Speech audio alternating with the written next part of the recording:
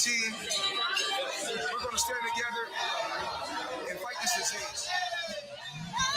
I've come this way before, traveled through the open door. Circumstances navigated the path, and life happened all so fast. No, it got lonely. Sometimes you see, I know we couldn't make it. Even when I'm off beat, I still land on my feet, and nothing can shake me, cause I know life took a hold of me. I never.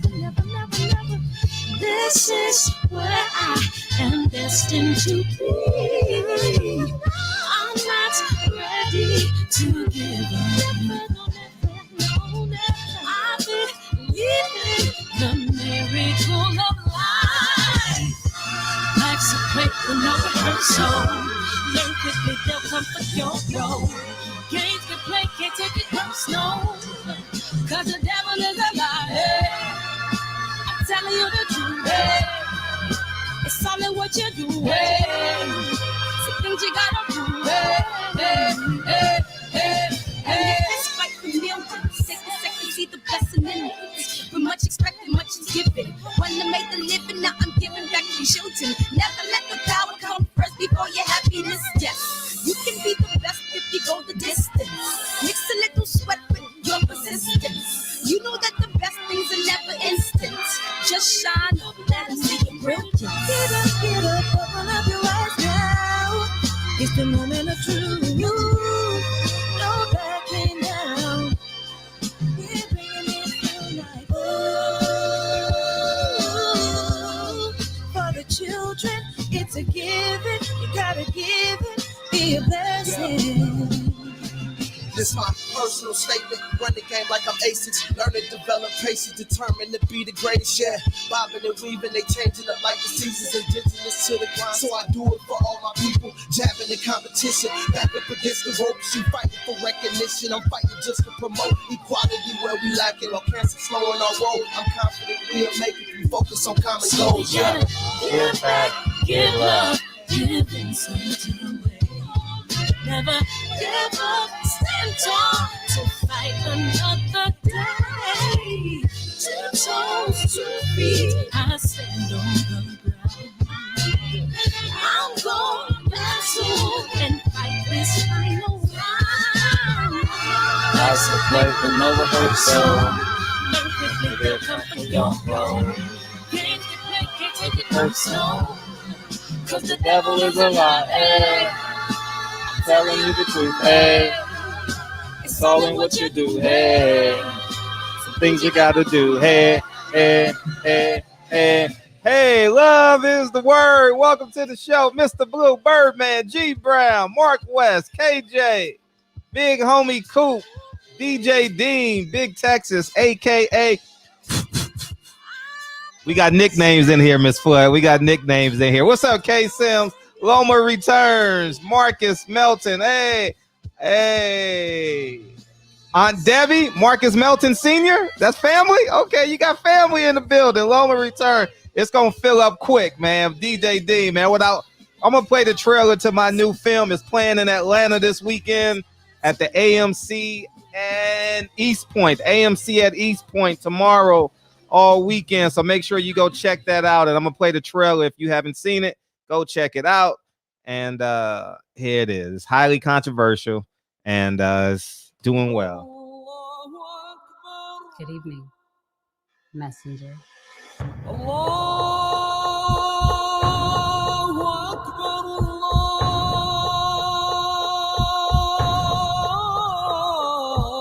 You convinced us that you were the last messenger.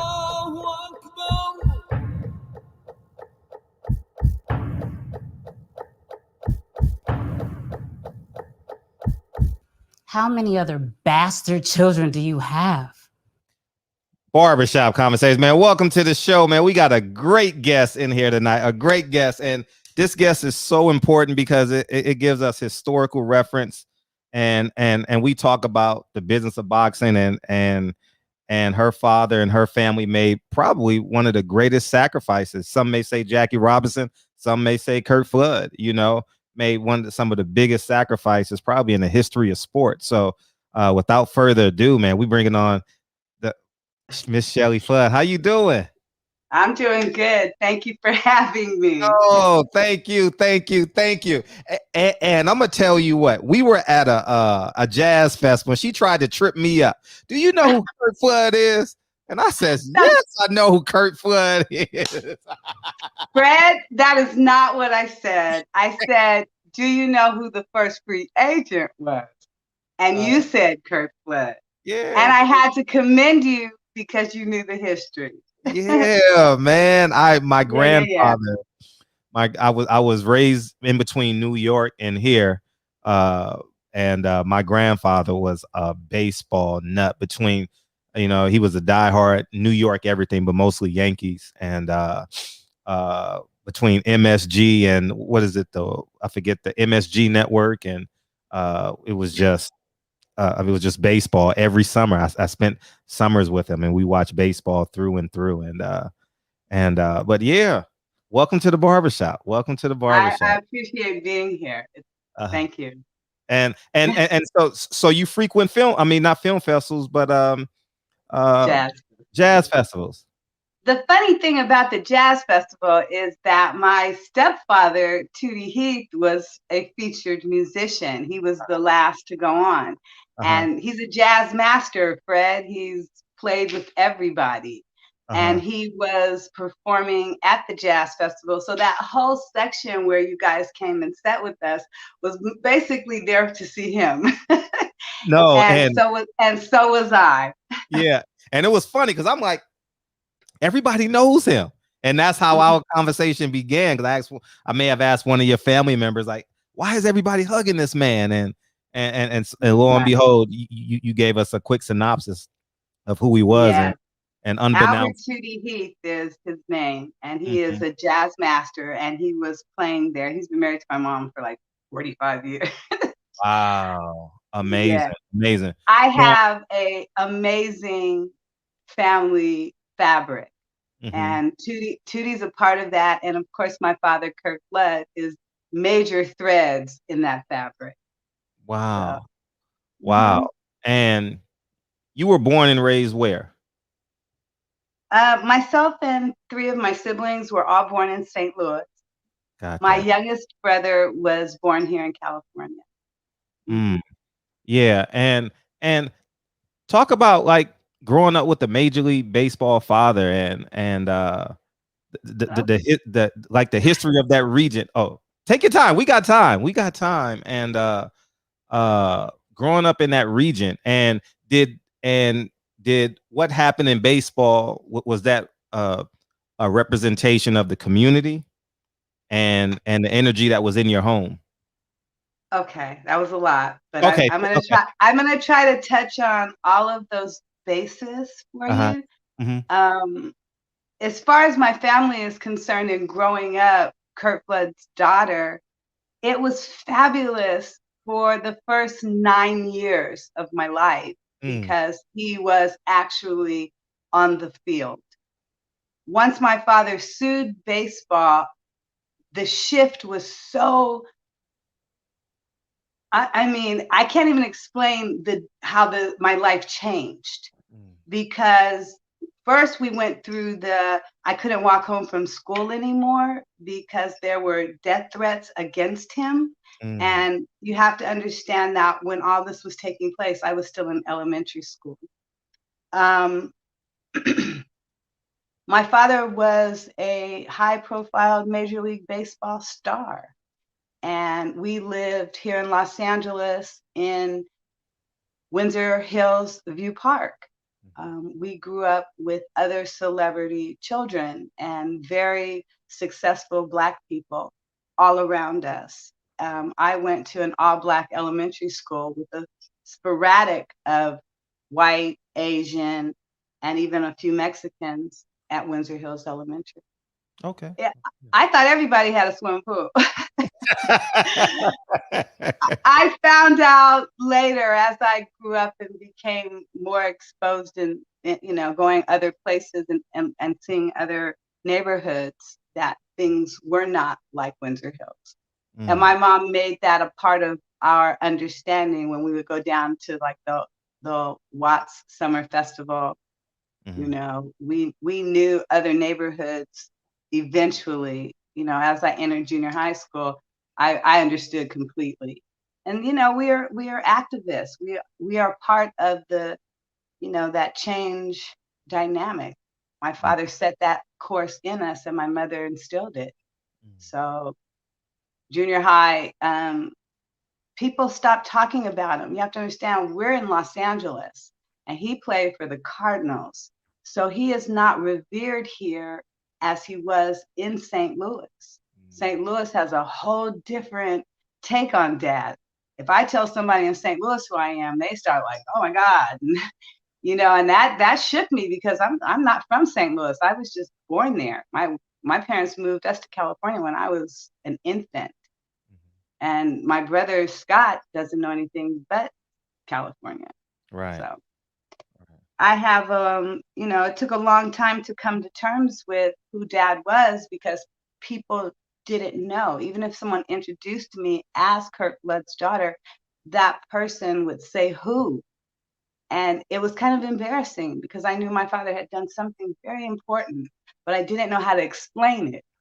And there was no internet, and the sports writers weren't writing about him, you know, every other week I see things published. There were no books. All we knew was that Dad sacrificed his career so that the playing field became more even financially, that we would be able to make our own decisions and choices in that profession. And it was not afforded him, but it is what it is now. Right. I don't think the players today would have played under the reserve clause. There's no way that they would have allowed the owners to have such a huge take on the bounty of the financial stuff, the equity in the game. Right. Right. You know, they were giving the players kibbles and bits. Right. No, totally. And before we move forward, I got to ask you: did you have the ability to see Ray Charles play the piano, or Ike and Tina play their instruments? Or? Well, let's say this. Uh-huh. Ray Charles was at my 6th grade graduation because one of his sons is the same age I am. Uh-huh. And as far as Ike and Tina Turner, they lived across the street, and her niece is my best friend, and I just got off the phone talking to her. Oh, okay. So I grew up in the Turner house, pretty much. Got Yeah, that. Yeah. Yeah, because this area, I too live in Windsor Hills, so Okay. this neighborhood is really, really rich with history. At the end of the interview, please share stories about the community because I want to learn as much as possible. Yeah. You talked about the reserve clause, but what was your dad's inspiration prior to that? Or was it that moment? Was it Jackie Robinson, Martin Luther King, Malcolm X, Marcus Garvey? Where did... Absolutely. Mm-hmm. And when you have a purpose and it's so deeply embedded in humanity, as my father's purpose has shown to be, you know, and you act on it. You may not have all the answers, but it's intrinsically in your DNA. Right. My father was at the 1963 NAACP conference in Mississippi. Wow. Medgar Evers was the host, and Jackie Robinson was the invitee with an open end of invites with him, other athletes. So he invited my father. My father stood before that conference and told those people, if you don't hear about me in my baseball, you're definitely going to hear about me in this here fight for freedom. Not just for your kids, but for my kids too. And that's on ABC Newsreel. So it's always been in him to fight for what is right, period. He was never on the side of injustice, ever. He's always been the fighter, the rebel, you know? And he did it so eloquently. He wasn't a cursor. He didn't, I don't think I ever heard my father use profanity. Wow. Wow. Isn't that weird? Because my mother cusses up a storm. Right, right. And No. so did my grandparents. Mm. My mother is from St. Louis, and her parents were restaurateurs. They had a supper club in St. Louis, and that's where my parents met in the nightclub. And a lot of the Black Cardinals at that time, you have to remember, we're dealing with segregation in the 50s and early 60s. Our communities were all Black and all white. So my grandparents had a hot spot in St. Louis on the right side of town. And that's where the Black Cardinals would go to be entertained and to socialize. My mother's parents owned it. Right. Was the Schott family the owners then or no? I don't. You're talking about who? St. Louis Cardinals. Marge Schott was the owner of the St. Louis Cardinals, or that the Reds? No, that's the Reds, child. That's the Reds. I'm sorry. That's who we started with. No, but that's who we started with. That's a terrible owner. No, I know that, but he started with the Cincinnati Reds, didn't he? And got traded to. Did he start? Yes. Okay, that's where I'm drawing the. Yeah. Okay, gotcha. Right. Very early on in his career, he and Veda Pinson and Frank Robinson, and all three of them were out of Oakland. And when they landed on that Reds roster all together, they felt secure. You know what I mean? They were gonna watch out for each other and whatever was ahead. And they were monsters in the outfield. Come on now. They were all in the outfield. And they had a problem with that. That was the majority out there, all Black. And they had never seen anything like that before. So they traded my father to the Cardinals. That was the first trade.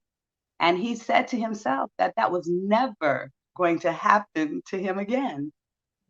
But it did about 12 years later.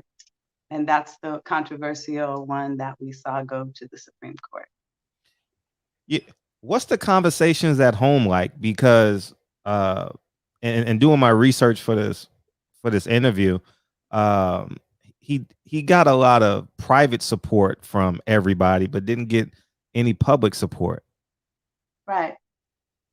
And the private support, those were people close, near and dear. And when you have a whole population of teammates as well as other players on other franchises, none of them backed him up. Everybody was terrified to go up against the establishment. It was 1969. That what he was trying to accomplish was unheard of. It had gone 2 times prior to when my father sued Major League Baseball. 2 other players had already tried, and Supreme Court had put into place already precedent. So he was going up against 2 in place precedents, and now he's trying again. The conversations at home, by that time, my parents were divorced. So we had to know what was going on from the newspapers. And my brothers would comb the papers looking, because we're in Los Angeles and what is going on is out of St. Louis. Gotcha. So we were getting more sports stuff from a St. Louis. Gary was able to get a subscription to the Post out of St. Louis. My mother made it happen. Yeah. Got a question from the chat. Mark West says, "Can you explain the Black Cardinal?" The Black Cardinal? I don't know that I know what that means. Explain that, Mark, and we'll discuss it further. Was there? You mentioned Jackie Robinson. Was there support from like men like Jackie Robinson and maybe like Muhammad Ali and well, like that? My dad loved Muhammad Ali. He was a huge boxing person. He had, when he left for Spain and opened his bar, he had old footages of boxing matches that Muhammad Ali had been in, and he would show them in his club. As far as supporting him when he was going through the trial, through that whole legal thing, it was Jackie Robinson. He came and testified. Mm-hmm. Bill Veck was an owner at that Oh, no. time. Yeah. And there were no, this is kind of jumping way forward, but there was not one current ball player at my father's funeral. Wow. And my dad passed in the off season. That was in 1997. Yeah. So it's been a hard road getting out in front of the legacy, the history, pushing it out into the public ear. I've been on Facebook on the Put Curt Flood in the Hall of Fame page now since 2009. And I joined the group. When I got on there, when I joined Facebook, I just happened to put my father's name into their search engine, and that group came up, and it was 126 members. And I was like, well, that's not enough. And so I set out to grow the membership, and now we've hit 4,000. They keep streamlining it. You know, they'll cut me back to 3,500 and make us do it all over again. And I know that they're doing it because people that are still on Facebook, that are my friends on Facebook, I say, are you on there? And they're like, no. And I said, you used to be. So they have to rejoin the page. Yeah. Right. Now, before we go back, have you spoken to current Major League Baseball players as it pertains to obviously getting your dad in the Hall of Fame and the significance of his role in Major League Baseball? Yeah, you know, there have been conversations with Major League Baseball. There have been conversations with the commissioner. I don't have those conversations. Curt Jr. takes that lead. He is more the PR person for the push and for our foundation. I have, however, had the opportunity to speak to, you know, some folks that have, you know, they're like sports writers, a lot of them, you know, I've done quite a few interviews. I bet. You know, I spoke in front of the Buck O'Neill at the Buck O'Neill convention, which is Major League Baseball's scouts, but the Buck O'Neill group is all Black. And it was 75 Major League Baseball scouts at this convention. It's a kind of a real fraternal kind of thing. I was the first woman ever to in the whole as the history of them being doing this. They had never had a woman be their keynote speaker. And I had the opportunity to stand before all those Black men and tell them, don't you let these young players come up without knowing who my father is. You guys are kind of that threshold, gateway kind of place in this. And so one guy stood up and he said, I tell everybody. He says, that's just a given, Miss Flood. We know who your dad is. You know, so it's been a long time getting here though, you know. People telling me who dad is now and giving me his stats and giving me the trivia about the you know, the Supreme Court case and what their feelings were. It's very refreshing. Yeah. And when you see like the contracts nowadays and you see A-Rod get 10 years, 300 million, like, and the freedom of the players and baseball don't draw a connection to Curt Flood. Obviously it's intentional, but what's the mind frame and your thought process as it pertains to that? I think that a player, and this was given to me through my father's understanding, is no one has a right to tell you what your God-given talent is worth. That's between you and God. And you should have every right to negotiate that financial equity. You know what I mean? That's up to you. When LeBron changed teams and went to Miami and those people in Cleveland went nuts, and were burning his stuff. I was like, that is crazy. Right, right, That man has every right to play wherever he wants to play. That's his profession. Y'all right. don't own him Mm-hmm. Good or point. his talent. Right, He played for you. He did his business and let him go wherever else he wants to work. right, What's wrong with y'all? right. And that's how I see it. A-Rod making all that money, absolutely. And if they're going to pay that, then let them pay it. Yes, ticket prices go up. Yes, da, da, da, da, blah, blah, blah. But they've always been, high. People sit in the bleachers. They go once a season. You can't go every Saturday anymore. And that's just the economy of the game. I don't disagree with any of that. I can't. How would I? My father fought for it. Right, right. Wow, that's interesting that you say that. Take us back to the court case, and trying to and taking a stab at the Supreme Court and the conversations. If you remember the conversations with your mom, maybe the conversations with your dad. As you got older, you were able to understand what was going on. I've only come to understand in the last 20 years. I mean, and even fine-tuning that since HBO did the documentary and outlined that book, A Well-Paid Slave. Mm-hmm. Some of the things that they put out there for the public to know were a little off. When people start writing about you, it's to make money. It's not to tell the history. And at the end of the day, they'll say whatever they have to say to sell books. Right. Now, HBO ran their documentary in alignment with that book.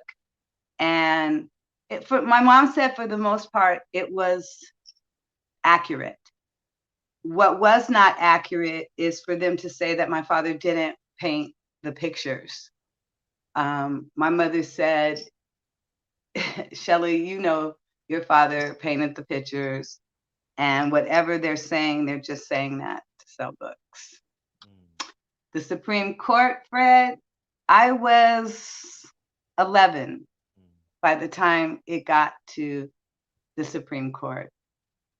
And I tried desperately to understand what my father was doing.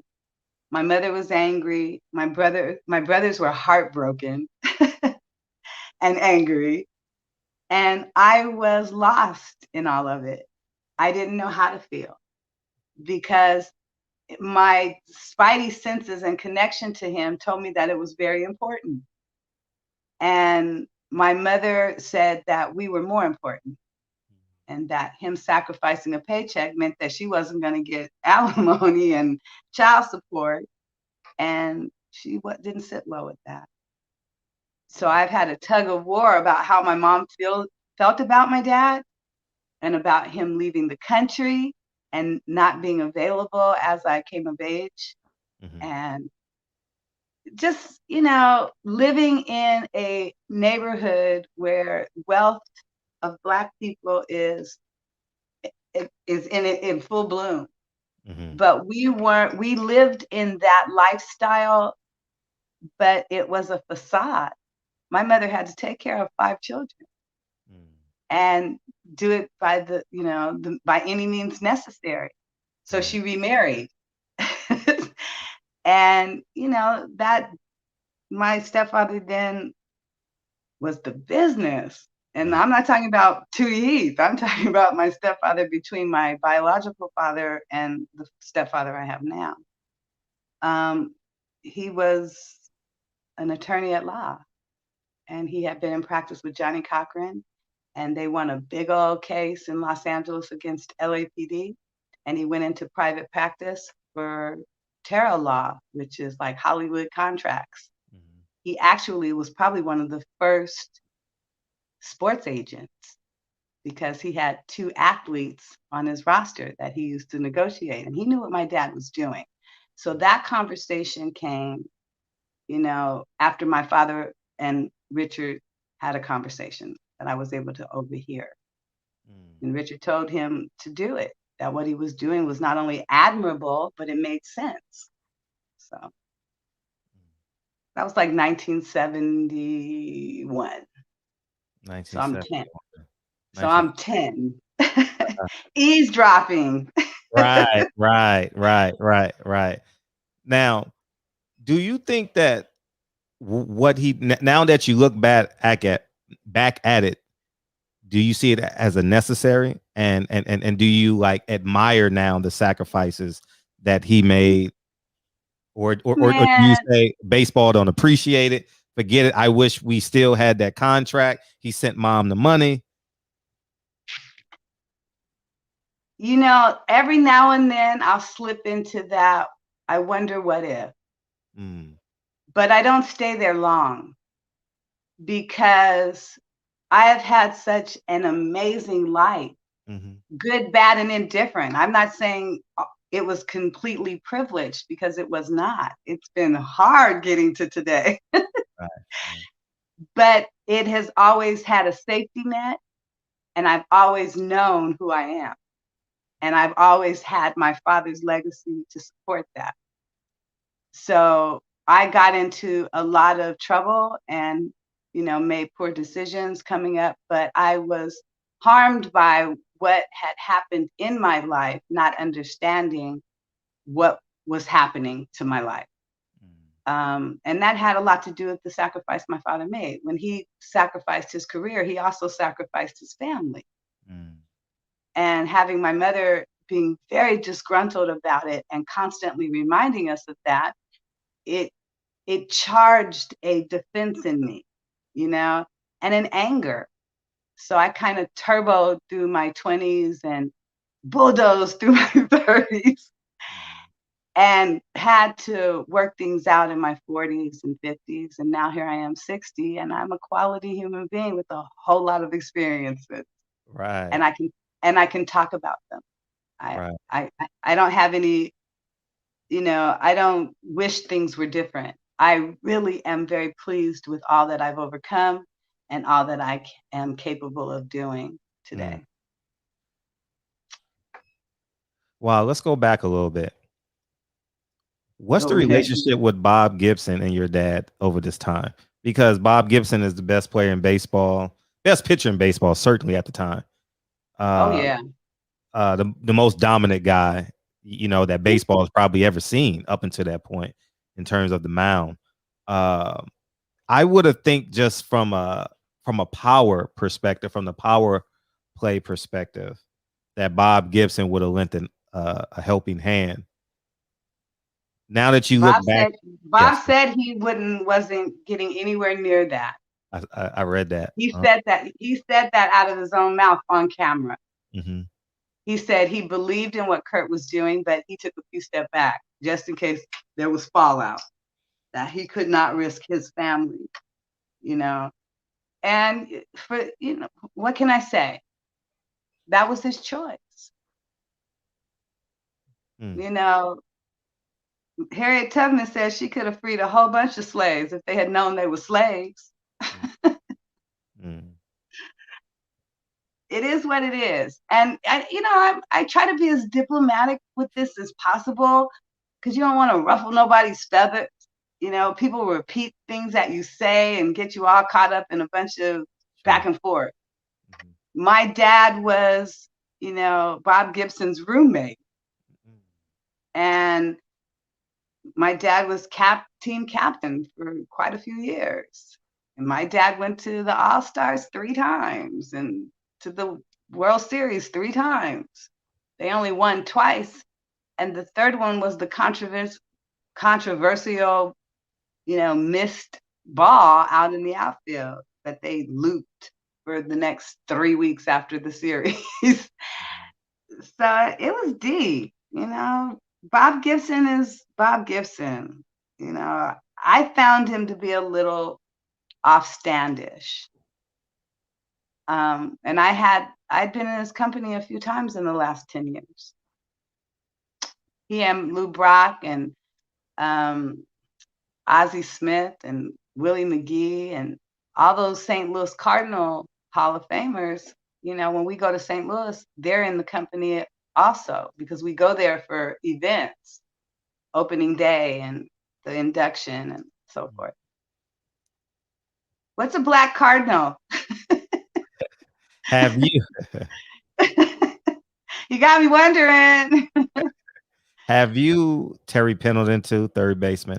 Have you ever wanted just to close the door on them and say, listen, y'all are, I mean, I shouldn't even say this because I don't want it attached to you, but I mean, it, I just can't grasp the understanding that now that we're years removed, I don't that the acceptance of it now, because everyone's benefiting from it. Now it's on the bottom line of Sports Center.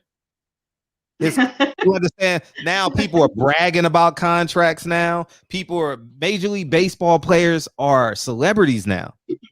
You understand what I'm saying? Like everybody that plays baseball now is a celebrity. And that's how they promote baseball. Play baseball instead of football. You can make the most money ever, and it's a summer sport. You ain't got to play in the snow. You know, that's how they promote baseball now. So yeah. And it's just amazing that now that we're so many years removed, that all these great Cardinals won't thrust forward to at least acknowledge him, so he go in the Ring of Honor, and also the Hall of Fame. Like, and the Congress has done their part, right? They've done their shell work, right? Okay, so here I go. Okay. My brother did a lot of footwork Mm-hmm. the summer prior to COVID. Before the summer of 2019, we launched Curt Flood for Cooperstown, and pushing, knowing that we were at that 5-year increment of him aligning with the Golden Era committee's nomination and induction. So Curt Jr. got busy and started writing everybody. And when he writes, they listen because he is Curt Flood Jr. And when he puts his name on stuff, whatever is above it is coming at you, at the jugular. Right.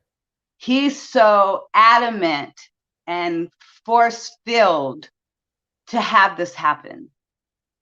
Also, for the Cardinals, for Major League Baseball to release my dad's imprisonment so that we can all benefit from merchandising and being a part of that. We can't even, they did the civil rights game in St. Louis and didn't even mention my father.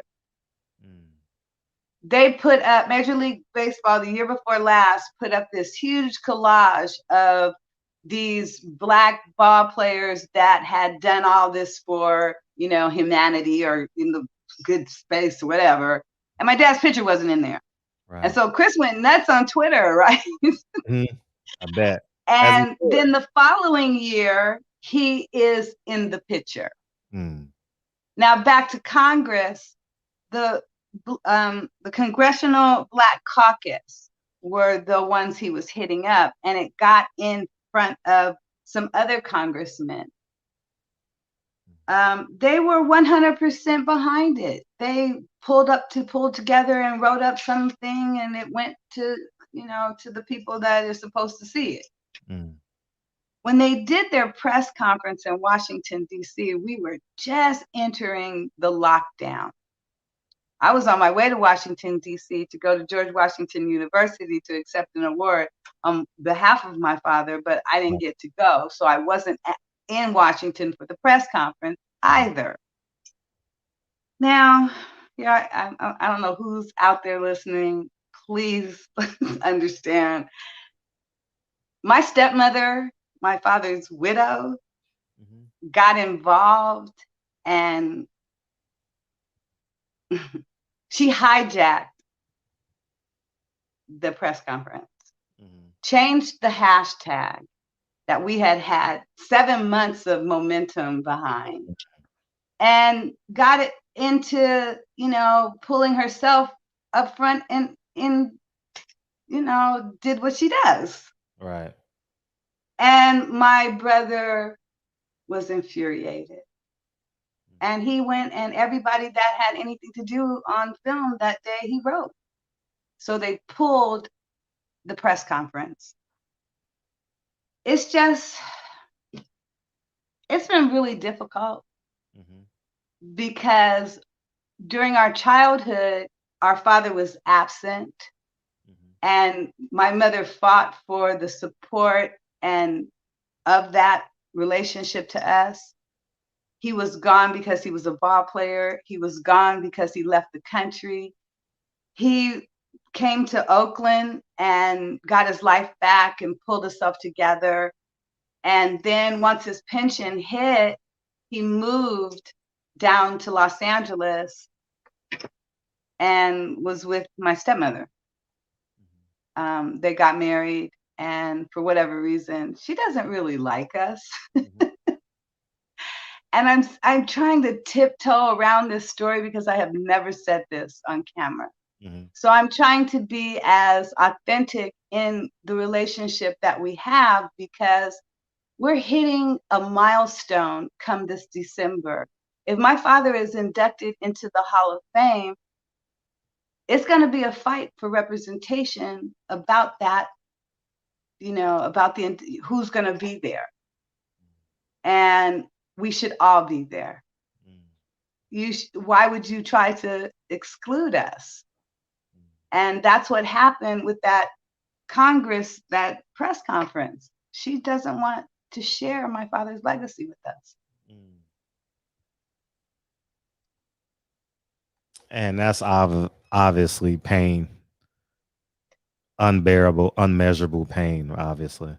It could be, Fred, but how I soothe that and push it back out of my reality is my mother told me when I've had my moments and my tantrums in this reality. And she says she can never take your DNA. She can say whatever she wants to say, do whatever she wants to do. But at the end of the day, you're Shelley Flood. And I've been Shelley Flood my entire life. I look like my father. I look like my mother, but I also look like my dad. And he is inside of me. You know what I mean? I can't not be who he is to history. That's in me. That would be like the King kids never acknowledging the fact that they were Martin's children. Right. Come on now. Right. What percentage of white supremacy do you blame on, or do you, I don't want to use the word give credit to, but based upon your relationship, what percentage of racism took a toll on that? If it's 100%, like. We weren't, 1969 is when he quit. 1971 is when it went to the Supreme Court. This country was not ready for a Black man to lead the charge into free agency and all that financial equity. They weren't going to let my father be that martyr. Now, he did what he did. That was real cute. And then when Andy Messersmith and Dave McNally set out a year without signing their contracts, Marvin Miller went after it as a labor dispute and not a civil rights dispute as it had been previously presented. Right. How about Tim McCarver? He still has a big voice now, right? He has a really big voice. Tim McCarver's a good dude. He's not here. He's back. He's in New York. I have had, some little back and forth with his people. He knows we're out here. He knows we're out here, and he kind of has sided with Judy. And I said her name. God help me. Don't no lightning strike. Shit. They did they've done a video or, some project about Dad, and he's in it. And, they are playing that game. They, keep your enemies close. I don't know. Judy has something going on where she's able to manipulate that. And she tried to do it for HBO, and the people that were involved in doing that film, when they interviewed some of the people out of Oakland that knew my father and all of us, they said, you can't do that without those kids. Those are the real floods. Right. Those are the real. So they came, Ezra came and presented the opportunity, and I flew to New York. Got it. And did the interview. Got it. Yeah. What was the last interaction with Lou Brock and or because they both passed the same year, right? I know. That was terrible. Yeah, a month apart too. And Bob Gibson was a little unexpected, but Lou had been struggling. I saw both of them along with Ozzie Smith and Willie McGee in 2015 when Dad was inducted in the St. Louis Cardinals Hall of Fame. Have you ever put your claws in on any one of them? Not physically, but in terms of we need you to. No. You know, they're the ones that have kept Dad out of the hall. And I say that because how could his very teammates, his peers in the game, who eventually did align with that, you know, Ted Simmons turned to me and said, I'm so grateful to your father because I'm one of the players that benefited from that first wave of free agency and was able to pay off my mortgage, send my kids to college. And he went on as he accepted his induction that year. I've never got that kind of attribute from Lou or Bob or Mike Shannon or Tim. Yes, Tim McCarver talks about him in the highest of esteem. But the other folks, Joe Torre did, though. He was kind of cool. He did the interview too, and the things that he said about my dad were really cool. If I don't, let me see. It was what's his name? He came from the Cardinals to the Angels a couple of years back. The first baseman, Albert Pujols. Alberto Pujols wrote me on Facebook and told me how grateful he was.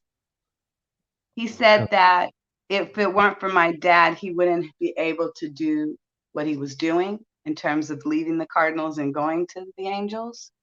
And he said he was utmost grateful. Then I looked for it went away. The message was there and then it was gone. Oh yeah, he didn't want you to screenshot it and shit. And he was in negotiations. And I think someone told him, you can't be talking to Curt Flood's daughter while we try to get you this money. Right. Yeah. Right. So, but he did that. And I know my brother said, do you really think it was him? I said, I know it was him. I absolutely know it was him. I could tell by the way that he was speaking to me and, you know, the way the message dropped into my DM, you know? Yeah, we have that problem in not we, I'm not a fighter, but in boxing, I tell the fighters all the time, stand on your square. Somebody has to make the sacrifice. And no one, we have the Ali Act, which separates the manager from the promoter. Okay. Still, though, there's the fighters have all the power. They don't know it though. They have absolute power in it, especially the A-level fighters have absolute power in when and where they want to fight. They can negotiate their own purses, but they allow we call them the men in suits in boxing to dictate all terms, you know, and they don't align themselves together, you know, and combat the conglomerate. I was looking at some of the videos from the barbershop and I saw some conversations about that. Uh-huh. And I didn't realize that here we are in 2021 and athletes are still struggling to be free of, people taking advantage of them or monopolizing, the equity in what they do. Right. Come on now. That there again, that's their talent. They're putting their lives and their health in that ring, not you. What would give you the right to have any of this that I don't allocate myself? It should, I don't know. It's a hard not life. Yeah. And It the truth is, is, and things just seem to be getting harder. It's like, what the hell is going on? I thought we were growing as people, as humans, that we were maturing and becoming, better at this, and we're really not. yeah, the truth is lonely. The truth is lonely, and your dad lived that life. As you're telling the story, like, Yeah.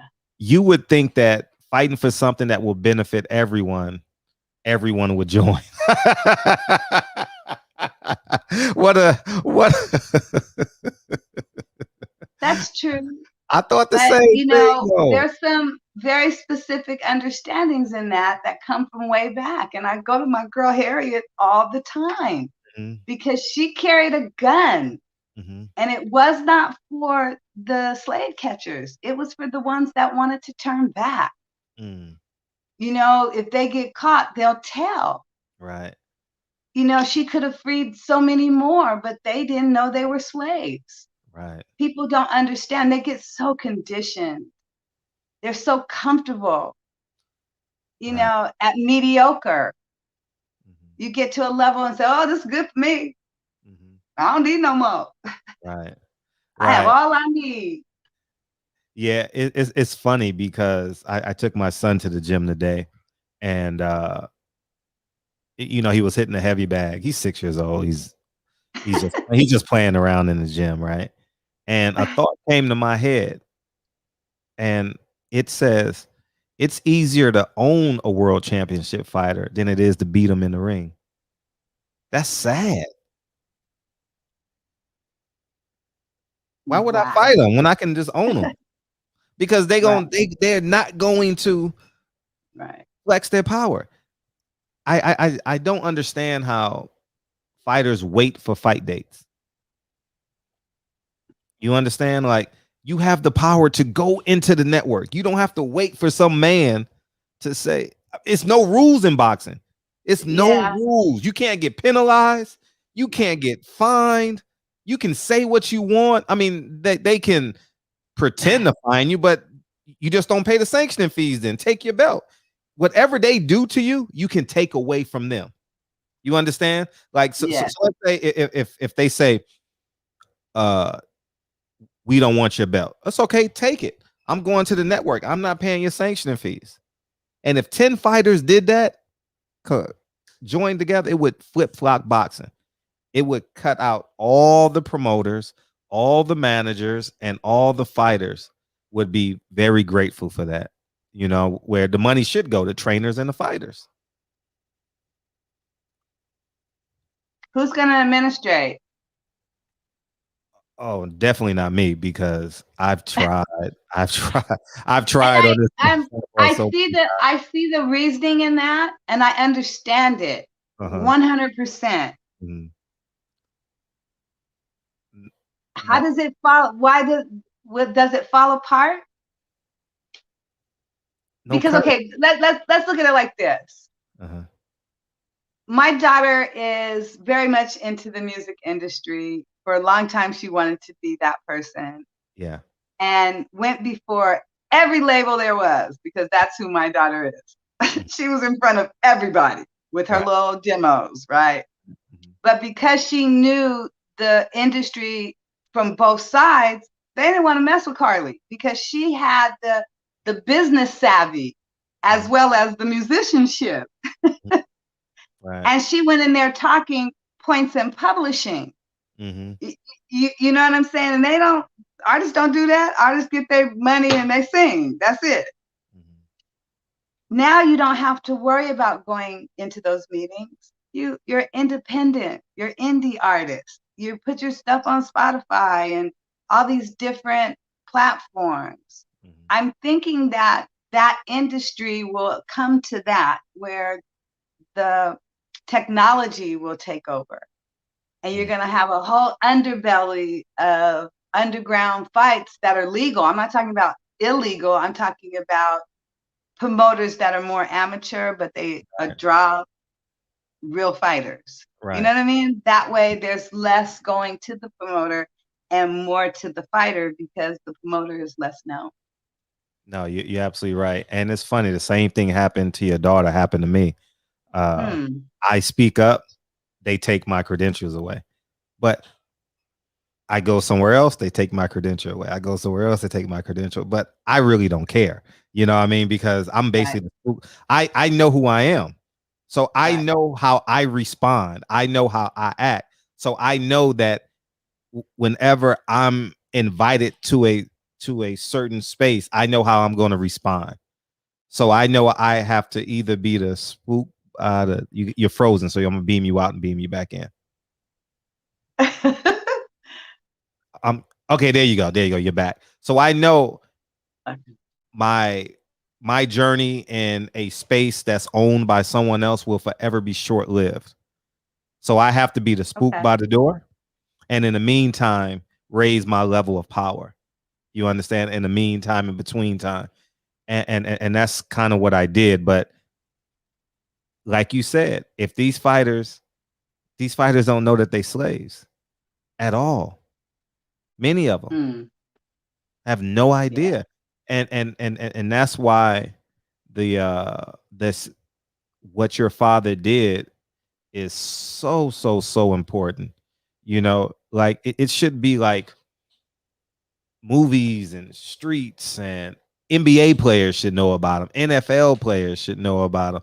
Have you seen the crossover between basketball and baseball? And of course, uh-huh. I've seen it. You know, it it comes up now, and they compare it. You know, LeBron is who he is because of Curt Flood. You know what I mean? He's had that ability to go to different teams and yada yada yada. But I get it. You know, I and all of the teams had to do that. Football had to do it. Basketball had to do it. You know, they were all under strange contacts, and free agency was the anomaly that kind of tied professional sports all together. By you know, the financial landscape. Was your dad a civil rights leader that played baseball or a baseball player that fought for civil rights? That's a good question, Fred. I'd say he was a civil rights activist that played baseball. Mm-hmm. Because at the end of the day, you only play baseball for an amount of time. But your activism is until the day you die. And if you did it well, it lives on. Mm-hmm. I would agree because he actually made, I mean, he could have been quiet and been a Hall of Famer. I'm not sure what the pay was, possibly well paid, very famous, maybe a broadcasting job like Tim McCarver, and you know what I mean, been a St. Louis hero. But he chose the road of most resistance. You know, True that. yeah. Did he ever speak about? I know because I'm a big Malcolm X guy. Like, and did was there one specific historical person that he spoke of, or that he made reference to, that you may know of? He really revered Jackie Robinson, Mm. and he felt intrinsically connected to Jackie and to Martin Luther King. My father painted a portrait of Dr. King, Mm. and gave it to the King compound, where it hung for many years behind Coretta's desk. And it was the only likeness of Dr. King on the entire compound. And then the painting was donated to the White House, to the Clinton administration. President Clinton passed a bill which opened up arbitration through state-to-state arbitration. That's another piece of the puzzle. Remember when the All-Star game got pulled out of Atlanta? Yeah. And the the Republican congressmen down there said, "Oh, okay, you wanna play? We're gonna take back free agency." Ain't that some shit? They didn't use that term, but that enterprise is tied up in a in a bill that they can vote out. Interstate commerce and all that stuff, that's a part of it. But they weren't going to get away with that. In a way. Do you watch baseball? I love baseball. Are you kidding? I can listen to baseball on the radio. Really? Wow. Just like you love baseball from an old timer, so did I. And I listened to the radio. I listened to the Giants, the San Francisco Giants, and them Dodgers. Okay. Who's your favorite player outside of your dad? Who's your favorite player outside of your father? I don't really follow the players too much now. I just kind of watch. I don't know who's on what team. I don't. At this point, I just like the game. I root for extra innings.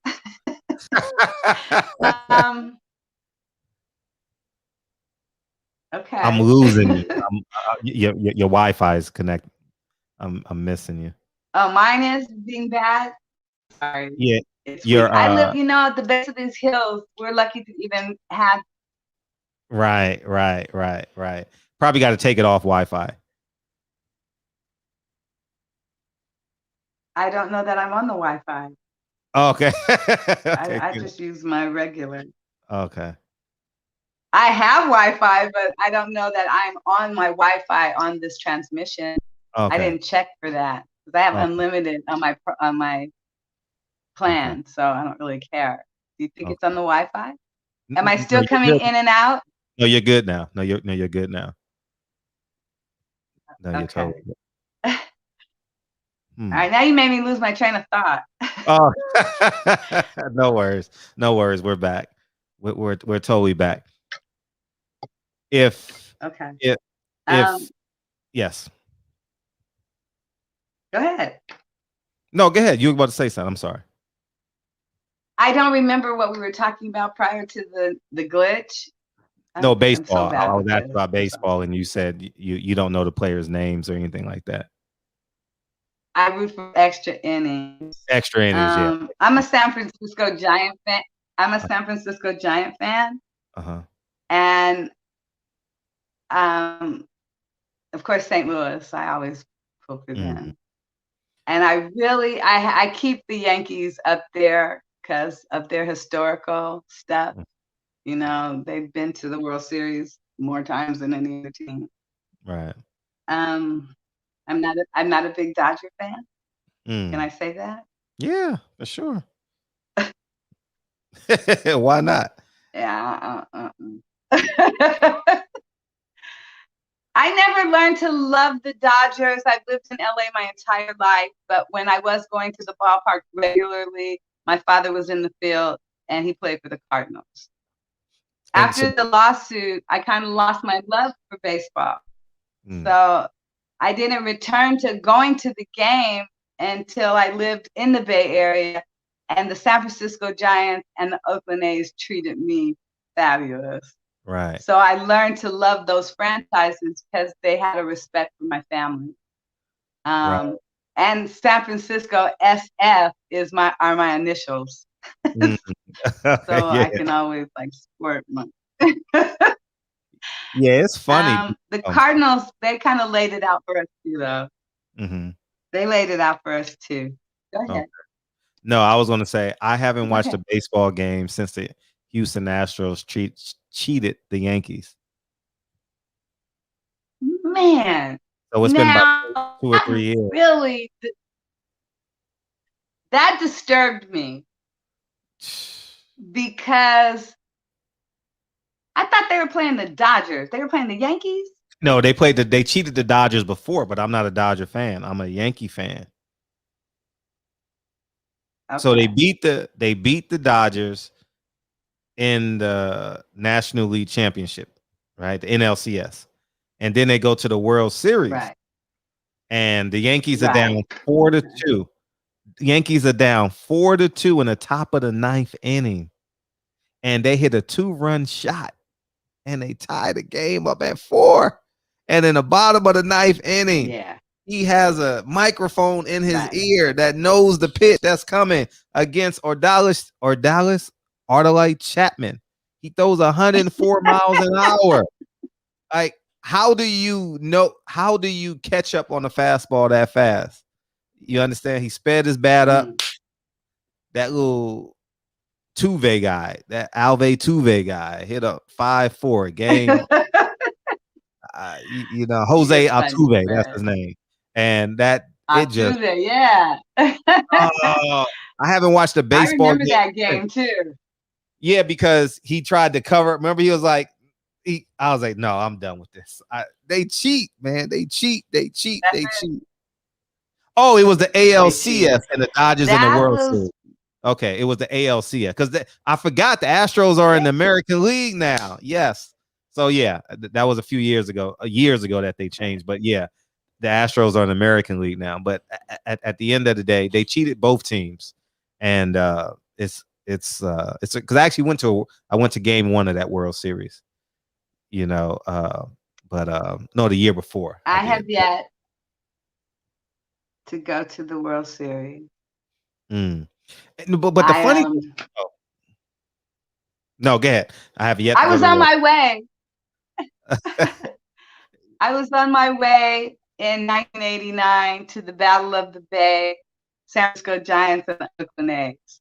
Oh my God, at Candlestick Park. And I was going to sit in the press box. But an 8.3 earthquake took me out of Right. I remember that day vividly. That was the year of that huge earthquake. I remember. And it's so funny because I was really trying to get to the ballpark and something in my head kept telling me to go home. And I kept trying to get to the ballpark, but something in my head kept telling me to go home. And I did. And shortly thereafter, the earthquake hit. But I could have been dead because I lived in San Jose and I would have had to either travel the 880 through Oakland and then cross the bridge, or I would have gone straight up 101 into San Francisco to the ballpark. And all of that was just masterfully destroyed. Wow. Yeah. It would have been a mess. Yeah, that was pretty bad. Yeah, I can't. Hope to make it to a World Series. So it's one of my bucket lists to go to every baseball venue in the country. I had that. I want to do that. Like, I was going to the World. You're right. It was the ALCS because I was going to take my son to the World Series. If the Dodgers would have played the Yankees, I would have went to every game. I would have went to the 3 games in New York. I'm not sure if it's 2-3-2 still, but maybe it's 2-2, 1-1-1 now. But I would have went to every game, assuming that it's 2-3-2. I think, yeah, because I wanted to I had my hotel locked in. You know what I mean? Thank God I could cancel it, but I had to order it because I know the prices would have went sky high. But I remember that because I ran around my house when he hit the 2-run shot, and I was like, "Oh my God, we're going to the World Series! We're going to the World!" And they cheated, man. They totally cheated. They completely cheated us. So I'll never forget. You're a little traumatized by that, aren't you, Fred? Very much so. No, I haven't watched a baseball game. Yeah, I literally haven't. like I just I found out. haven't either, quite Yeah. frankly. The funny thing is, I just found out yesterday or this week or last week that the Yankees had a 11-game win streak. I just found out, like it was just on my Win streak. Instagram Yeah. feed or something I like that. did pick that up. Yeah, so I don't know who's in first place. Yeah, with my feeds too. I saw that. Yeah, I don't know who's in where anybody's at. I don't even know who the best player is on the Yankees anymore. Like I'm totally just they lost me with that because I was. I looked for home games for the Dodgers. I looked for a home game for the Dodgers to see if the Cardinals were coming or if San Francisco was going to play here. Mhm. But they've already come and gone, and we're in our last home. We're in our last home games coming, and I think it's like Diamondbacks or somebody. I don't want to see the Diamondbacks. So, maybe next season. Maybe we can go together. Yeah, for sure. How would you encapsulate your dad? Capsulate? Yeah. What would the final chapter be? If you could write the final chapter of a book. I don't know. My dad kind of left the earth and it was kind of sad. Yeah. So his final inning was heartbreaking. And there's so many levels of his life that are just amazing. You know, I think the final chapter will be when he is honored at that highest level of recognition. And we're in several Hall of Fames. You know, we're in the Missouri Sports Hall of Fame. We're in the Bay Area Hall of Fame. He's in the Baseball Reliquary here in Pasadena. You know, there's just, I don't know, his final chapter would just have to be that, you know, that piece of history placed in their venue. Without him at Cooperstown, the history is incomplete there. It isn't accurate until his installation is put into place. Right. That's the final chapter in terms of the history and the legacy, and then comes us. You know, we're here, and we're figuring out how to build the vehicle that will run the philanthropy behind free agency. There isn't one right now. And my stepmother and my siblings, we're at odds because she doesn't want to allow us to align with that part of it. And what it has done is it's stagnating because they don't know who to give. Right. Do we give to the wife or do we give to his kids? So, you know, we're pushing forward being his offspring. And we don't disconnect Judy. She does that on her own, but it's very difficult to align with her when she has her own, you know, she's the widow. Right. You know what I mean? She got this bigger than life imagery that she's, you know, presenting. That we want to give back what happened. No, I was just no. I just, you know, I try to be nice about it. I could go left, but no, I don't go really left. No, don't go left. No, we don't need to go. No, don't go left. Don't go left. Don't go left. Don't go left. I wouldn't, and I don't. Huh? No, I said the PC. Say that again. I said the PC answer works well because I can't respond to it. I can't carry the conversation. You know. Okay. Well, I'm I'm okay with that Uh-huh. because at the end of the day, we have a network that is vast. Mm. And we have people that are in high places that we have decades of history with. Right. You know, I've been in Los Angeles my entire life. Right. And the people that are of some substance, I mean, from the mayor's office, the, you know, chief of police, people that are lawyers and doctors and entertainers, Mm-hmm. you know, They're all your neighbors. least we forget. They were my neighbors. Yeah. They were my Bernard neighbors. Parks, all of them your neighbor. Bernard Parks coached my brothers Yeah. during Pop Warner football. Mm-hmm. That's where the relationship with Bernard started. Mm-hmm. And then as he moved into politics and yada, yada, yada, you know, Mm-hmm. I saw him not long ago and he could believe it was me, you know. Mm-hmm. Oh my God, Shelly? Yeah, You're right. all grown up. Well, damn, Yeah. I'm 60. I've been grown a long time. Right. But he's one. Bernard Parks is definitely one of the people in the network. Uh-huh. Definitely. So how many people are listening to me? I don't know why it's so low tonight. It's low. It's about the highest it was like 115, and it's typically way more people than that in here. Up. Yeah. Shut the front door. I guess I wasn't that interesting. No, I think they shadow banded or something because it's never this low. Never.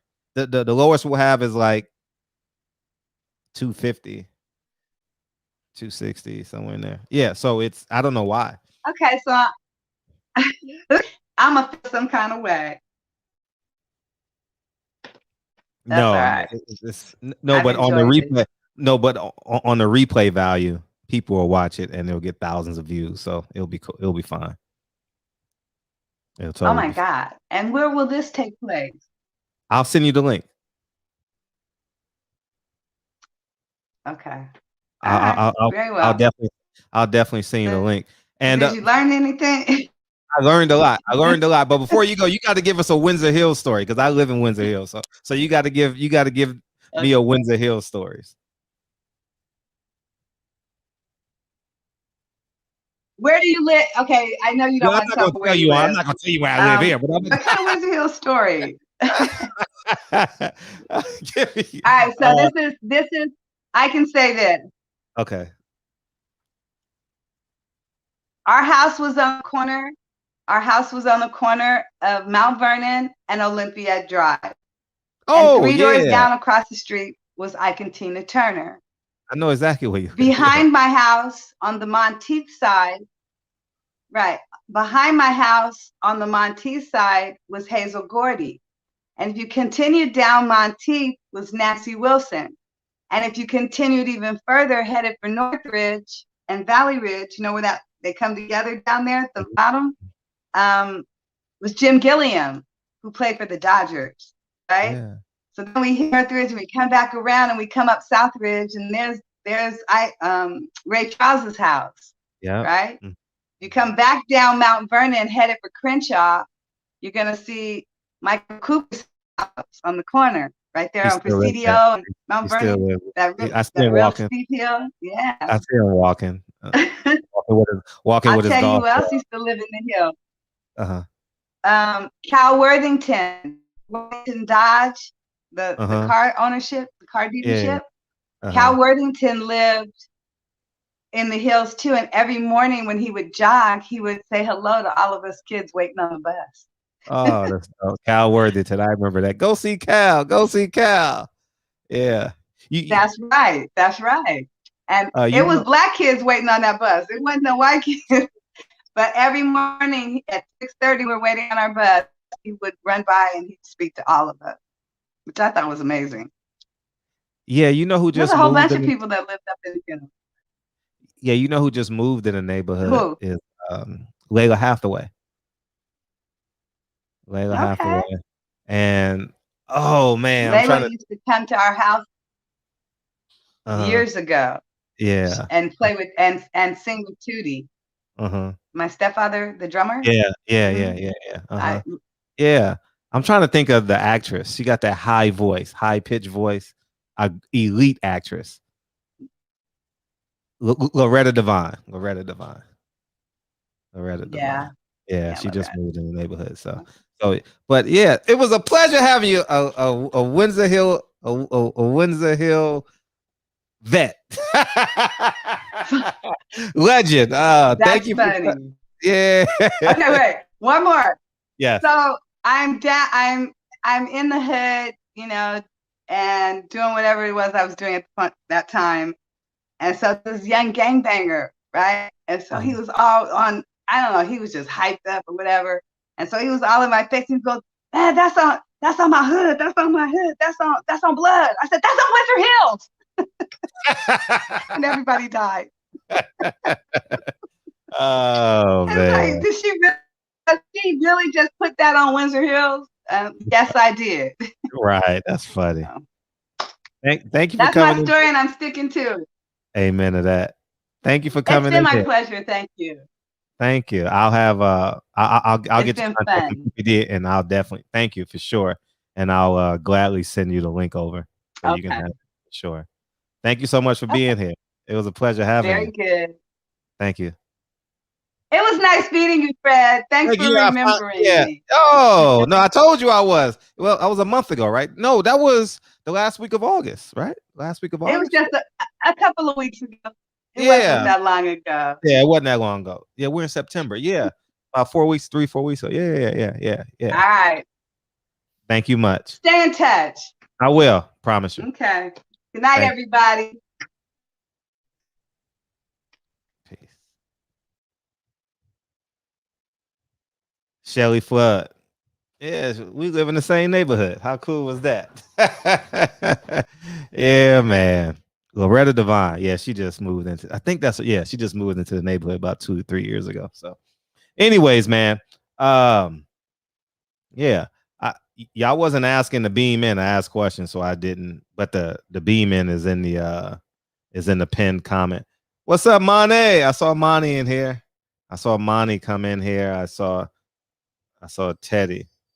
Remind me later. Oh, crud. Okay, good. Now we're back. Yeah. So, yeah, I've totally like abandoned baseball. Man, done. When I say I'm done with baseball, I'm done with baseball. Man, I want nothing to do with it. I was taking Lincoln to the World Series, dog. Imagine I'm watching the game. I'm forcing Lincoln to watch the game. Top of the ninth inning, we tie it. I drag him around the house. Yeah, we got a chance. And it gets taken away because they cheated. Man, fuck baseball. And that's kind of the way I'm about to do boxing. Hey, I ain't gonna lie to y'all. If I didn't have to, not have to, if I didn't want to do this show every night, shit. You see the football game tonight? That shit was a classic. I'm a Giants fan and I lost, but I was thoroughly entertained. Thoroughly entertained in this. Thoroughly entertained. That shit was man, that was a hell of a game tonight. How did offsides, discipline. All that is discipline. Offsides, lack of discipline. Cost us the game. Cost us the game. You know what I mean? That's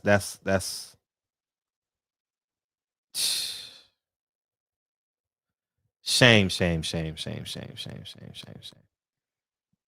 Dude jumped off sides. You're in front of the football. How can you jump off sides when you are in front of the football? Man, it don't make sense to me, man.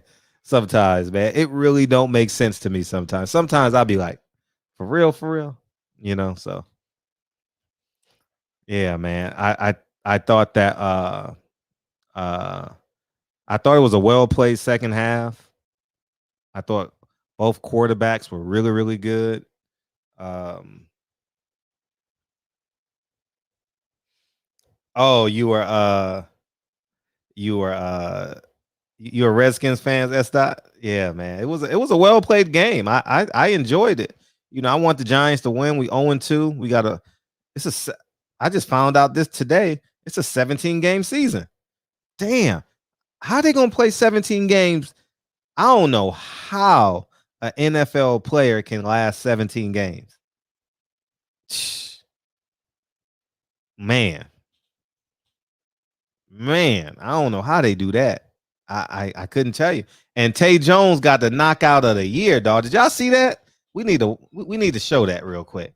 We need to show Tay Jones knockout because that is an instant classic. Tay Jones knockout should be on Sports Center, dog. It is that good. It is literally that good.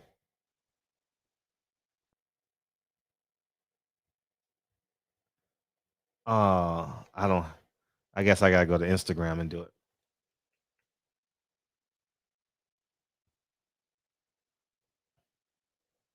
Tay Jones. All right, here we go.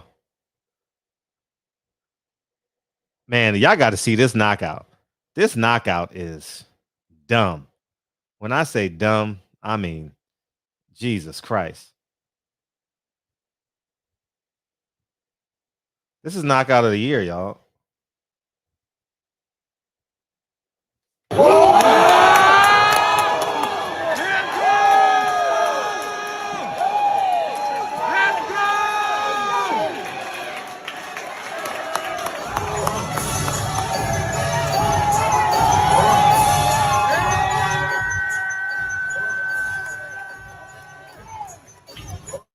All right, let's replay. I can't play the music. I think I'm Big Meech. All right, here we go. Oh! Yeah.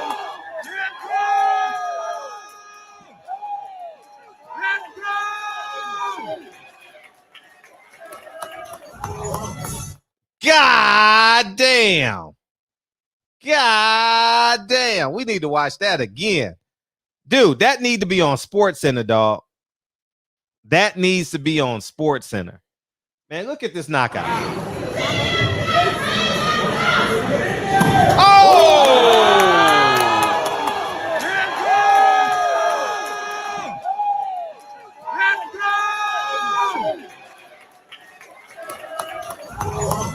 We gotta watch that shit again, dog. Man. This need to be on Sports Center, dog. Y'all need to go to Tay Jones' Instagram and tag Sports Center. That's what we should be doing tonight. Look at this shit. Oh!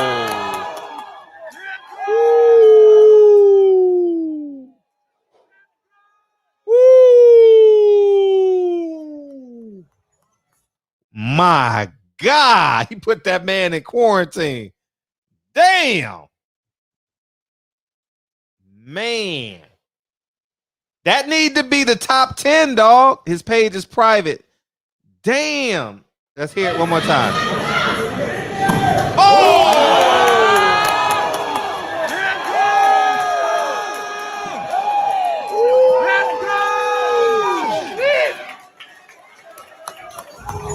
Man, we got to play this shit again. This need to be on Sports Center top 10, dog. He need to be on top 10 Sports Center, dog. Jab to the body, make him think. Look at this shit. Jab to the body. Oh!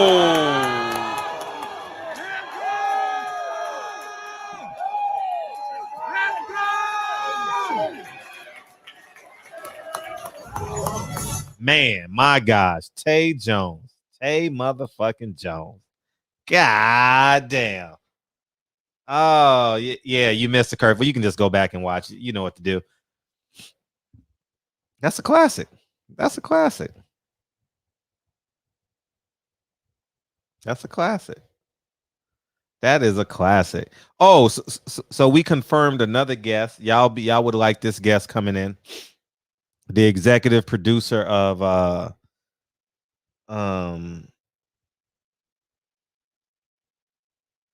what's the name of that film?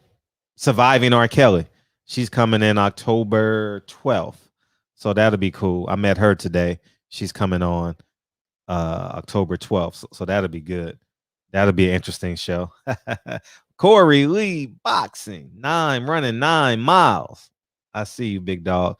Man, what a knockout. Yo. Man, that needs to be on Sports Center, dog. Dun-dun-dun, dun-dun-dun. That shit needs to be on Sports Center. Tay Jones knocked that nigga in the.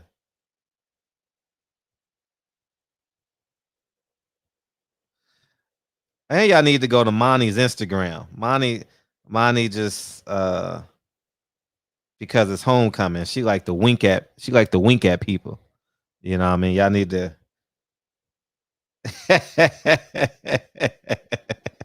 So, but man, what a knockout, dog.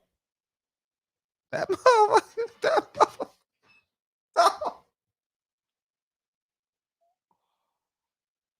Yo, that knockout is stupid, dog. Dog.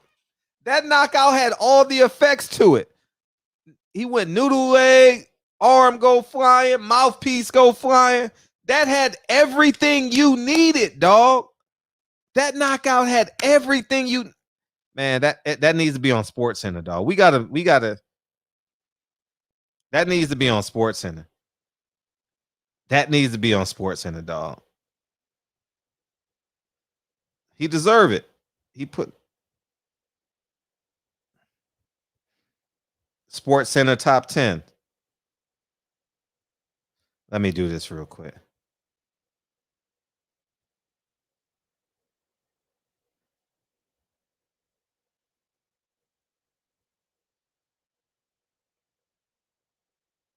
What is it? Top 10 at 10? I don't know, but that shit needs to be on Sports, and that is a stupid KO. Yeah, I'm gonna put you to bed for sure. If you guys want to beam in, feel free to beam in, or I'll open up the phone lines.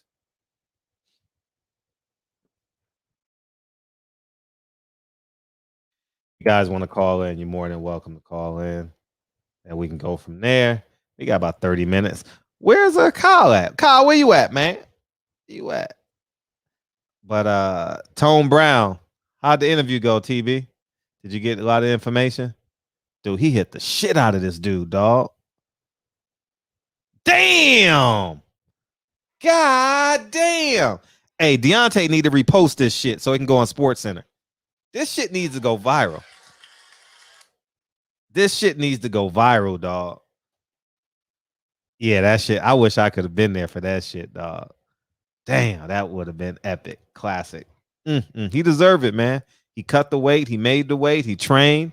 And that's the results of his training. 3rd round knockout. You deserve it, man. That's the results you get, man, when you put the work in. Man. Hey, H Money better shut his mouth. What H Money doing? H Money better shut the fuck up. Money better shut the devil. H Money better shut the hell up, nigga. Shut the hell up. Hey, mute the back. Hey, tell D to repost that shit so you go on Sports Center, dog. Hell shit. What's up, man? Congratulations, dog. We just watched that shit like 7 times, dog. So what now? We just watched your knockout like 7 times, dog. For real? Yeah. For sure, man. What's going on with it, bro? Hey, so much, man. You knocked that dude silly, dog. For sure. I just invested in the body, man. That's all. Man, you knocked that mother. My God. That's knockout of. Man, that's a definitely. If that's not knockout of the year, that's top 3, dog. That I've seen. Man. Mac Truck got one this year, right? He got. Crazy part about it is when we started training for the fight, I told Mustafa, I said, man, I want to knock out you like Mac Truck, and coincidentally, we got the same knockout. Except for his dude went timber forward, mine went shit. I don't know what the hell he did. I just knew I connected, and I knew it was over. Man, Jesus Christ, hey.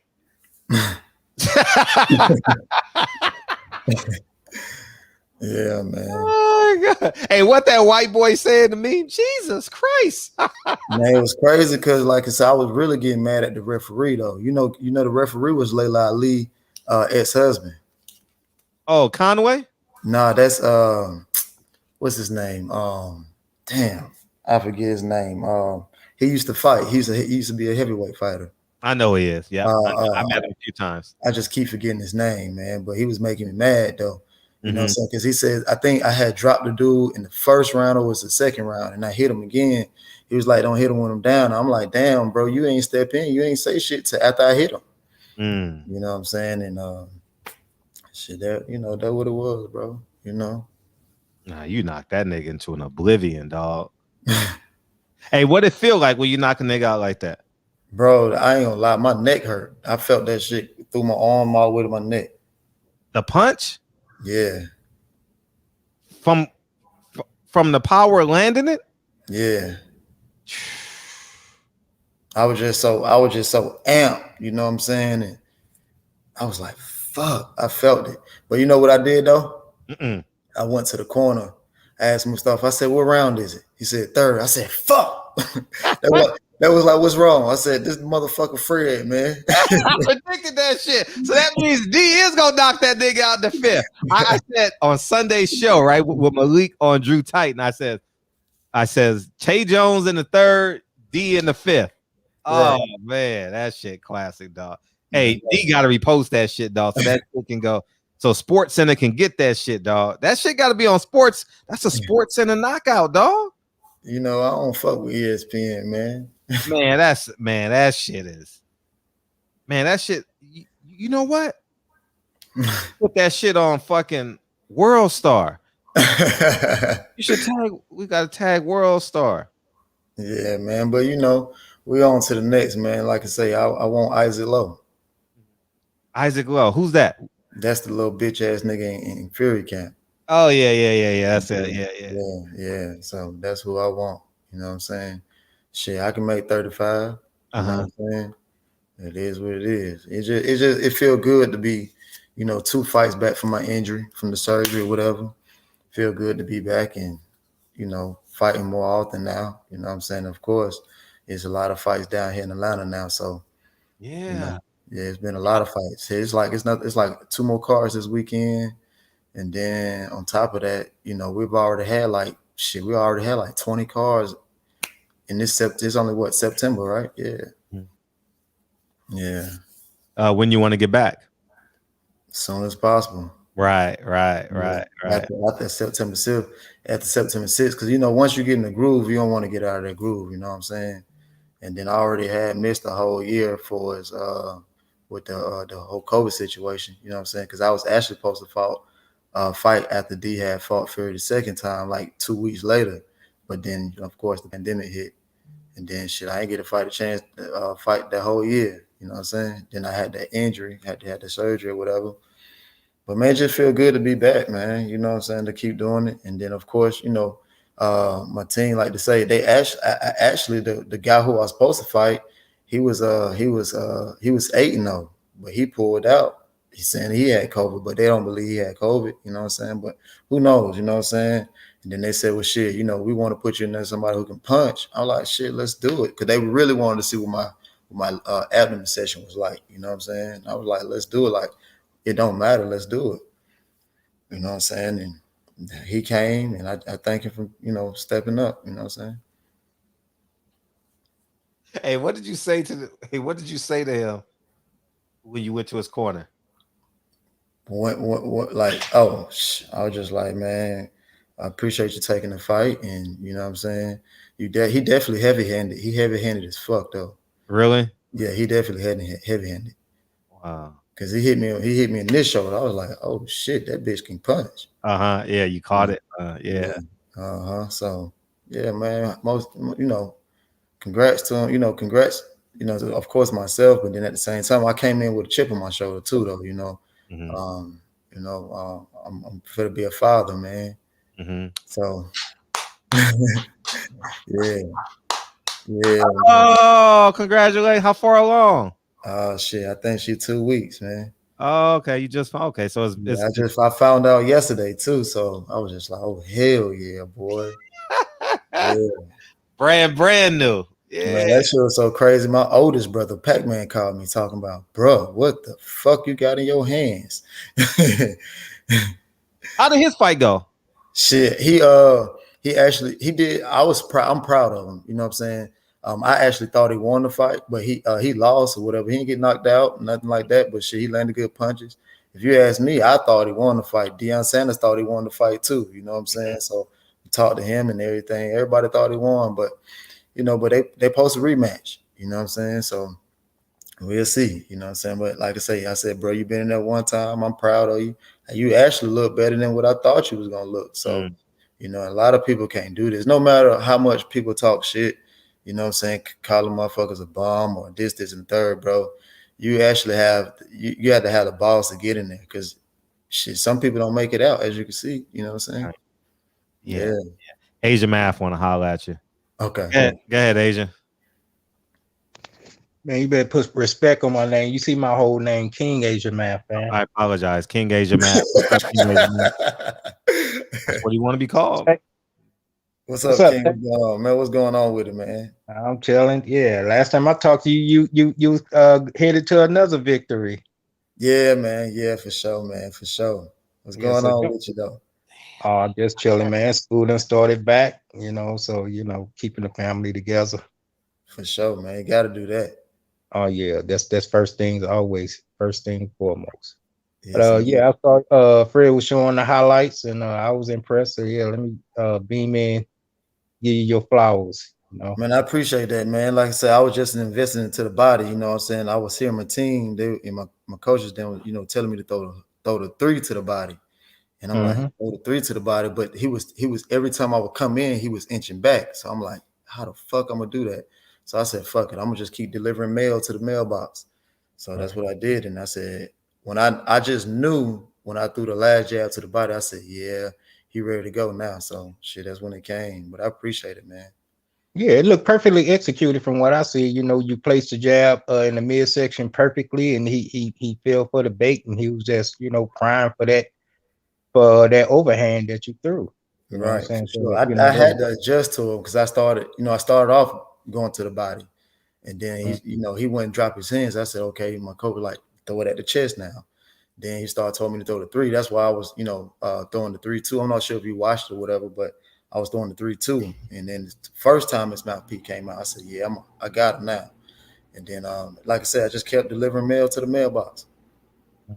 Now, I didn't see the whole fight. I just saw that clip right there. So wait, but you was gonna have to learn everything from the fly anyway, because like you said, he was a replacement, and I'm quite sure you did no film study on him. Yeah, I just watched, and like I say, I knew. I ran the first round. I ran at him. You know what I'm saying? Because he was the type he the type of fighter, he'll run at you and then just start throwing punches. You know what I'm saying?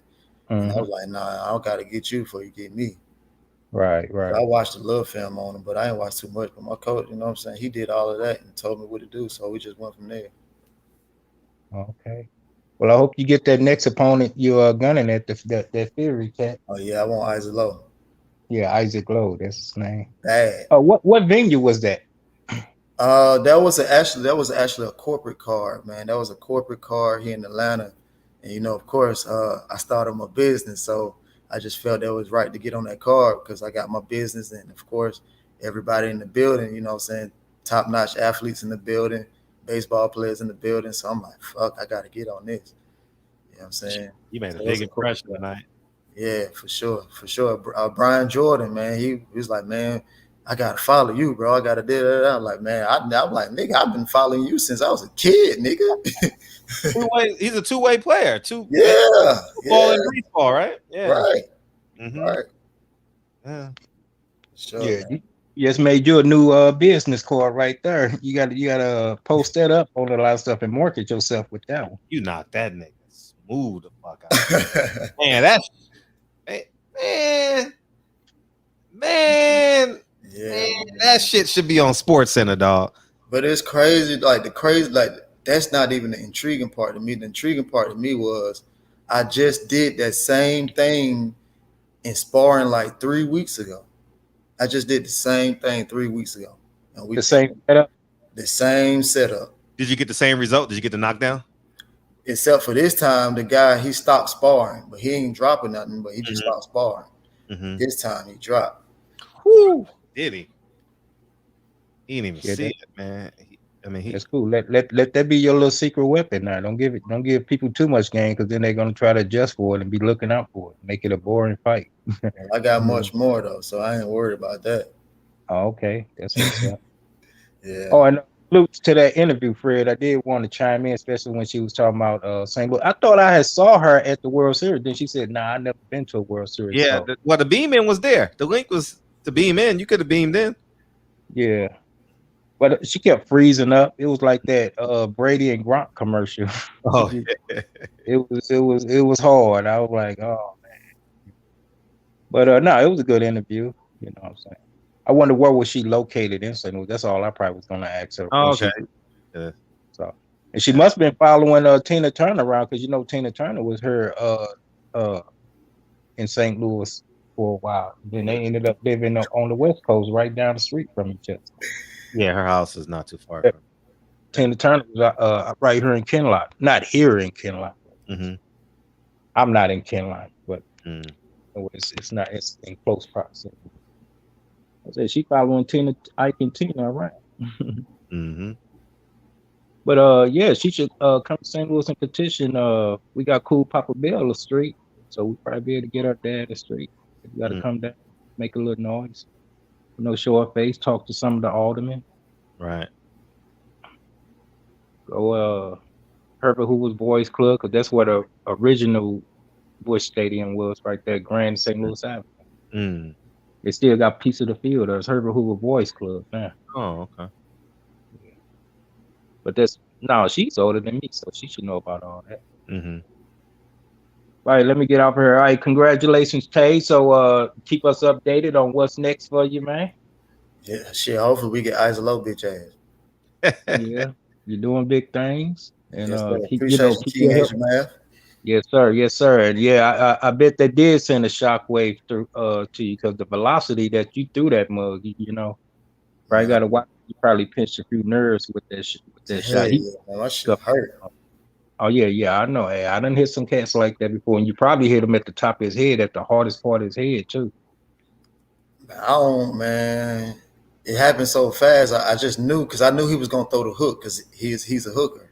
And I got up under it. I was just trying to get up under that hook. Oh, it was left hook. Yeah. You showed you timed that perfect. I saw that. Yeah, you timed that perfect. It looked like he was gonna be wide with the hook too, so he probably looked like he was gonna miss with you. But you did what you had to do. You got the results you needed. All right, stay up. One love. All right, Fred. Salute. Appreciate you. And I want to thank Oron Tamazan, man. Thank you for coming into the super chat, dog. I mean, not the super chat, the cash app. Truly appreciate you, man. Thank you. And we got your boy coming in. Everybody's best friend. What's up? Hey, listen. In the words of the great philosopher, Fat Joe. Today's price, yesterday's price is not today's price. God damn it! Shout out to my dog. Listen, man. Woo. What a brutal fucking knockout. You know what I'm saying? Just to think. Listen. I want to. What was that like? I want to say, was that 3 months ago? We talked about this walking down the streets of Atlanta. Yeah. He said, "Man, I ain't about to box no more." I said, "Man, shit, you crazy." I said, "Man, you get your ass back in that ring, man. We need you in that goddamn ring, man." He's like, no, I'm done with it. God damn it! Like I put on Instagram, can't stop now. Shit, you know what I'm saying? What's some niggas that seen that song? Hey, no, stop. It's crazy you say that, because I did say that. You know what I'm saying? Shit, even like the night, bro. Like, I actually, when we was in camp with Deontay, you know what I'm saying, I hurt my shoulder during the last camp. So shit, you know what I'm saying? Like, it's almost, to me, it's like injury after injury, bro. You know what I'm saying? Of course, I'm getting older in age and things of that nature, but at the same time, it's just like, shit, bro. Now I got a business. I got a kid on the way. So congratulations. You know what I'm saying? So like, I don't know, but I Don't won't forget ice low don't though. forget the YouTube channel. Niggas got YouTube channels out here in the streets now, man. God damn it. I just do that because the love of the sport, man. Listen, man. If I wasn't in the middle of trying to get this damn old school car, man. Listen, man. The blessings of the Lord just happened today. I'm about to get this 1969 Cougar drop top, man. My cousin owed me a favor. His cousin owed him a favor. So, man, that shit played out perfectly, man. Bro, you want to know what's crazy? You got the knockout. You want to know what's crazy? I got 67 Mach 1. Look, we right. Let's do it. I got 67 Mach 1, bro. I've been I actually like my mom ex boyfriend, you can say, you know what I'm saying?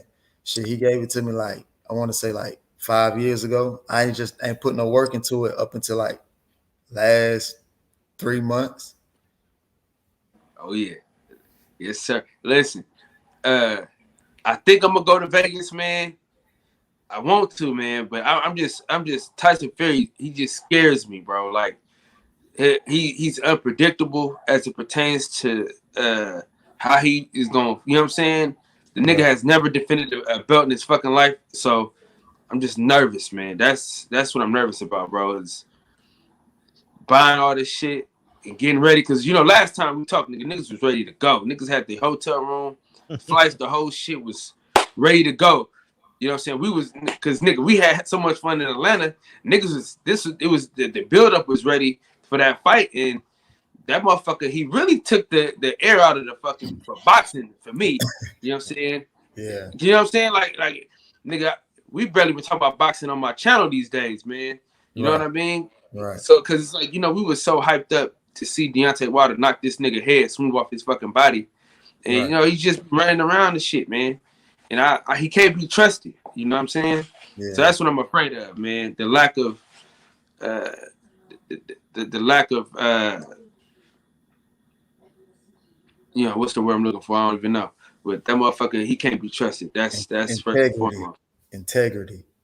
Yeah, his lack of integrity, bro. He's just a bitch. You know what I'm saying? He's just a piece of dog shit.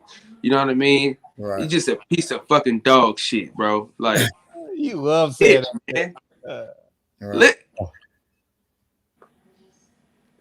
I ain't giving it away. What's the price? What's the price? You know, I paid $586. Give me a $4. You know what I mean? Shit. Good. I could use that. I could use that to ship the car out here and shit. Thank you, Champion Hart. Appreciate it. Hands of Stone Jones. I love it. Champion Hart. I love that one, man. Hands of Stone Jones, dog. You knocked that nigga, man. The Golden Warrior, baby. I know. Golden Warrior. Hey, dude, the nigga mouthpiece flew out, cuz the whole shit. Man, it's funny because Prince Albert Bell just hit me up and said, bro, that's gotta be knockout of the year. Dude, I'm dead ass. Hey, the referee was like, ass. Hey, as soon as you hit the nigga, he didn't even fall yet. The referee was like, all right, nigga, this shit's over with. I ain't even see all that part, bro. Cause the overhand was something serious. Yeah. You know what I mean?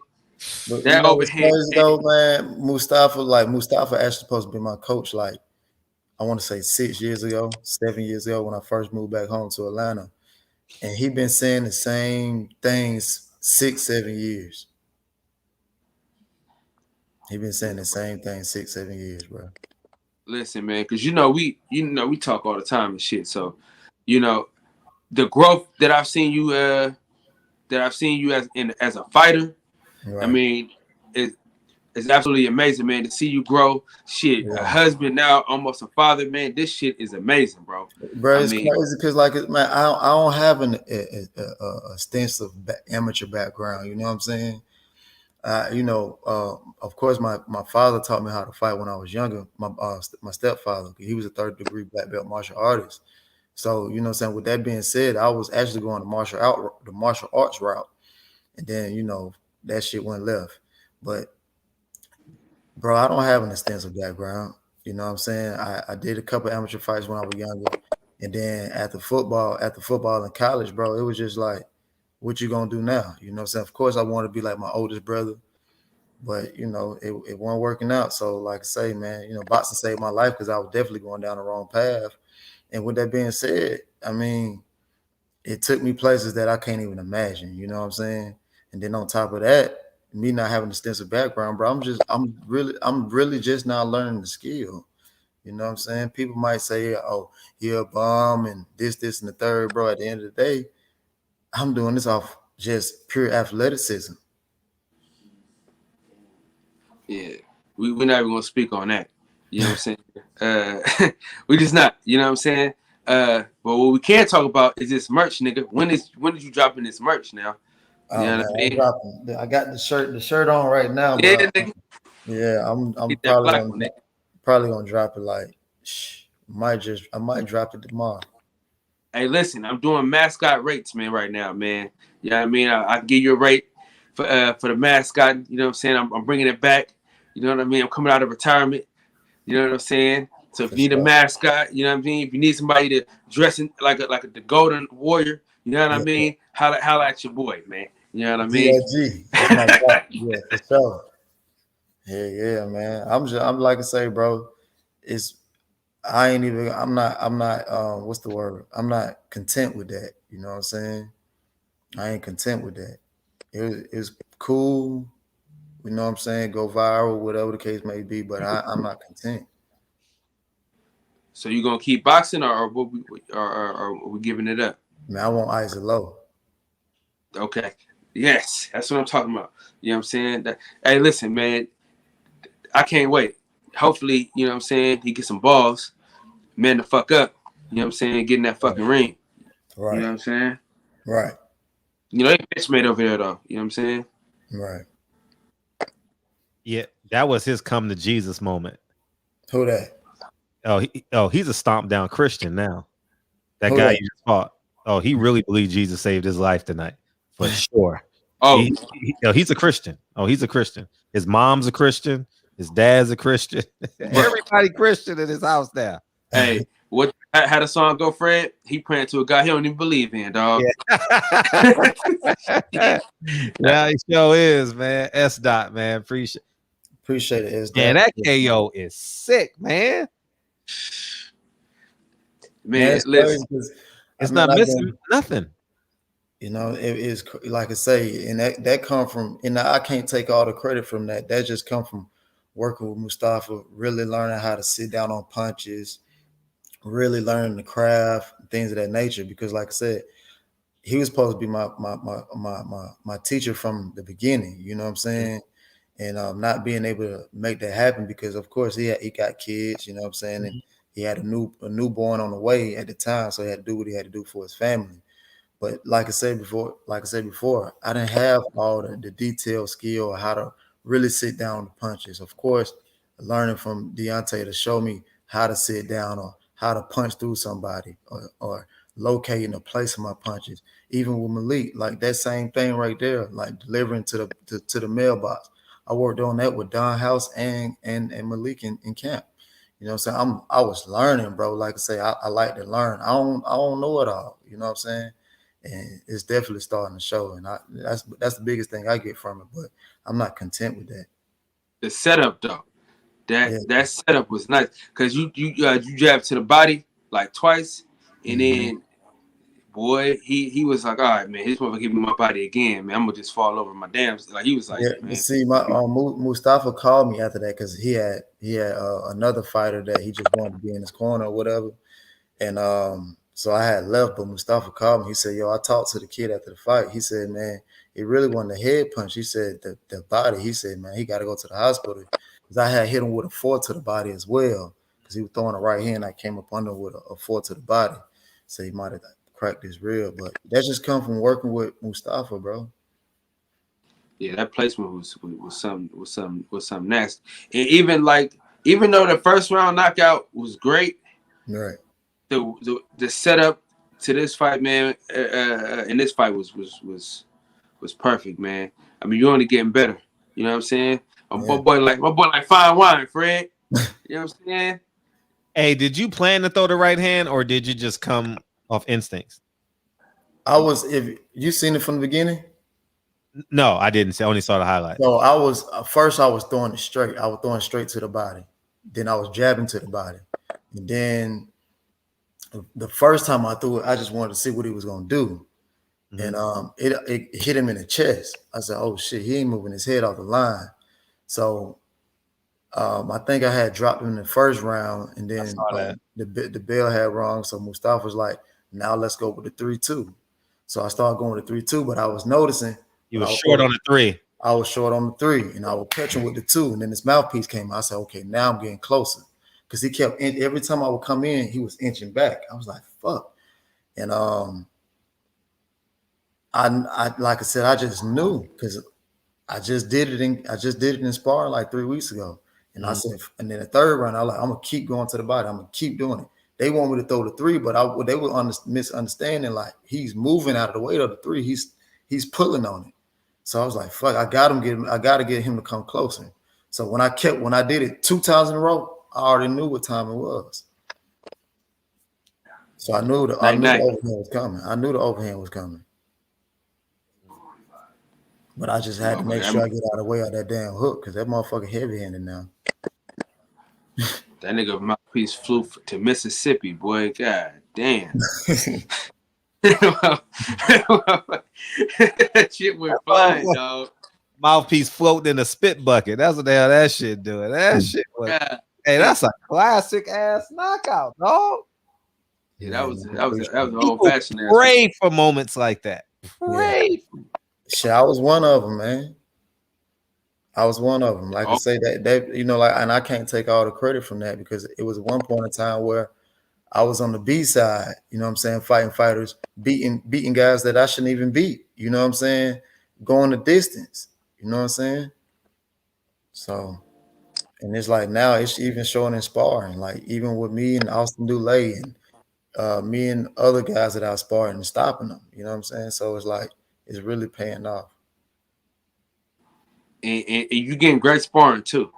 Oh yeah. Shout out to my boy Willie Shaw, man. He fucking love Atlanta. Yeah. You know what I'm saying? We was talking about 2 or 3 weeks ago about his time there. You know, we did a little show and shit. But nigga, he fucking love it out there. I told the nigga, he said the only reason why he Mustafa got about 150 fighters and shit. Yeah. You know what I'm saying? I don't even know how they can teach that many people, but that's the only thing. Man, and for him to be able to teach everybody and give time to everybody like how you do, that shit's crazy. That shit's crazy to fit everybody in. Mustafa just got a good work ethic, bro. Like his work ethic is through the roof. Like, bro, he there faithfully every day, 9 o'clock every day. And he'll probably leave that bitch at like 11, 12. Yeah, man. Cause I told Will, I said, man, you take your ass back there. Shit, that's where you need to be. It might sound crazy because he do have a lot. I mean, he got a lot of fighters, but bro, we drilling so much that don't even matter if he do have a lot of fighters because we all drilling the same thing. Yeah, that sparring is top. That sparring is top notch, dog. Oh yeah, when you go in that gym, bro, you gotta fight. The ring ain't but so big. Your ass gotta fight. Yeah. Yeah. Cause I was watching because the fight that he had, the trainer that he had, I'm like, man, bro didn't really know what he was doing. You know what I'm saying? Bro didn't really know what he was doing, man. You know what I mean? So I told him, I said, man, you gotta get another trainer, bro. Yeah. Somebody know what the hell they doing. Cause bro he didn't really have any answers though. You know what I'm saying? Like, we know we're athletic as hell. You know what I'm saying? So all he did was use athleticism. But I'm like, dude, if he would have did certain things, and the fight would have been different. Right. You knocked that nigga into Kingdom Come, dog. I'm watching this shit right now. I'm trying to find I'm trying to find a link to share it. But I can't. None of y'all niggas, all y'all got private links. Man, you know, Nigga, go to my page, Fred. It's on my page. It's not on your page, nigga. Nigga, yes it is. You can't share on your page. Nigga, my page is public. Yeah, but I can't share your stories. Oh, okay. You want me to fax it over to you, cuz? Oh, you sent it to me. My bad. What am I doing? Yeah, I don't need it. I'm good. I forgot. I sent it to you. Yeah, I just forgot. I just remembered. Yeah, I'm about to post that shit on my story. That shit is a classic. It was fucking knock crazy. out of a year, easy. Don't speak too fast, Fred. Is it? Man, shit. Man, Deontay Wilder is fighting Tyson Fury, and he put Tyson Fury. Hey, now you got to challenge D. This is the measuring stick, dog. This is the barometer. Fred said 3 and you and 5. Yeah. This shit is devastating, dog. Man, I appreciate it, man. So, a Deontay Wilder question. You know, I'll never ask you those. But I gotta ask you this: what's the biggest difference between Malik Scott and fuck man, what that nigga name is Mark Breland? What's the biggest difference? Yeah, Deontay. I mean that they got a brotherhood. They got a profound brotherhood from the beginning. You know what I'm saying? Biggest difference, and Deontay definitely receptive to everybody. Sure. What do you think he improved on the most? If you could get that out. October 9th. Now I'm excited, man. I'm excited, man. I've been seeing the drills. Yeah, I'll be down there tomorrow with them, so I gotta wake up in the morning and drive down. So your ass be driving, boy. You drive your ass off, man. Oh, I be on the road, man. I be trying to move. So October 23rd, man, we're supposed to be in the city, man. October 23rd for that Shakur Stevenson fight. Yeah, I'm excited because we actually got a fighter from Atlanta that's gonna be on that card. So I'm actually excited. Hopefully they calling me to get on that card. Hey, I would definitely do it. You know what I'm saying? Top rank, they got. I definitely do it. You know what I'm saying? But we'll see, man. Like I say, I'm definitely gonna be down there. Of course, you know I like Jamil and I like Shakur. You know what I'm saying? So I ain't even gonna pick a winner, bro. I'm not. Yeah. I just don't like. Guys. Yeah, I just don't like how they let Oscar Valdez off the fucking hook like that. You know what I'm saying? He got a stat. Shout out to Oscar Valdez. He got a statue, dog. Where you get a statue at? In Cholutecan, Maricon, Mexico. What the fuck is that? Cholutecan, El Negro, Mayate, Mexico. That's what he got. Yeah, Oscar Valdez ain't shit. Oh man.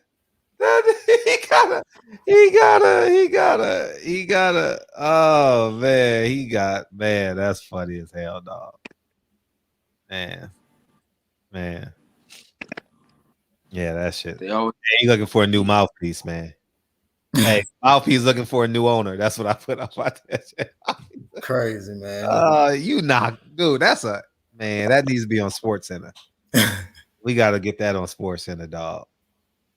Man, that boy was sleepy. Mm-hmm. Y'all crazy, man.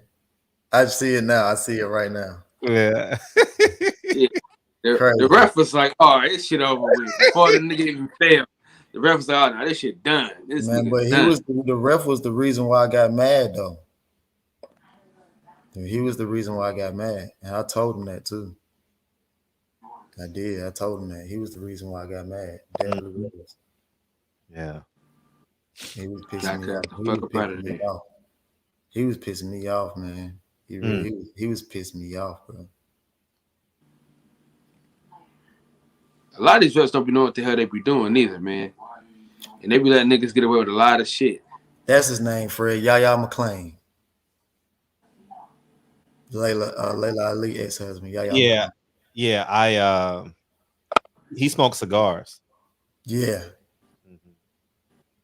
I've hung out with him quite a few times. Oh yeah. I mean, nothing personal, but Did you know he was when you was down here for that tank fight, he was around too. yeah. We went to dinner, son. Yeah. By coincidence, not by planning together. His yeah. Because he was remember that day we was all riding around and Jeff Mayweather and Wilder hating everybody. Yeah. Man, Atlanta was fucking lit, dog. Hey, Hooters was fucking lit. Atlanta's Hooters on Peach Street. Dog, we had so much fun, bro. Yeah. That shit was fun, dog. Hey, so Fred, you know about I Am Ill Rule, right? When he do the pasta meat. Oh, I Am Trill Will. He talking about I Am Trill Will. He don't know, Tay. He don't know, man. No, he know I Am Trill Will. I know who he is. Don't know about Oh, he don't know about the pasta meat. Yeah. What's that? With the squirrel gravy.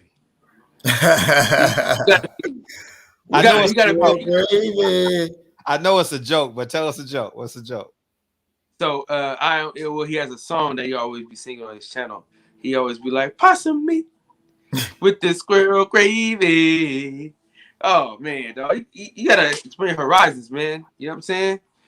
So basically, he always talk about possum meat. Like he like you better eat some possum meat with some squirrel gravy. So in Hooters, I was talking to the waitress, and I asked her, I was like, "Hey, do y'all got some possum meat nachos with squirrel gravy?" And she was like writing it down and shit. And she's like, "I don't think we have possum meat." That shit was hella. Oh my god. Yeah, man, that shit was funny. You were fine as hell too, Fred. Hey, they all fine at Hooters. Hey, it depends on what you like. You like them lean, dark, white, black, Asian, Mexican, weed, it was all black. Eyelashes. Oh yeah, because you're on Peach Street. It was all black. Yeah. Hey, let me tell y'all this story today.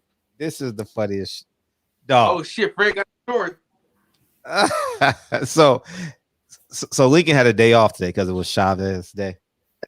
So he spent the day with me. We went to the gym, and he says, I want to get some. So we're leaving the gym, and it's about 11 o'clock, 11:30. So I'm thinking it's lunchtime, right?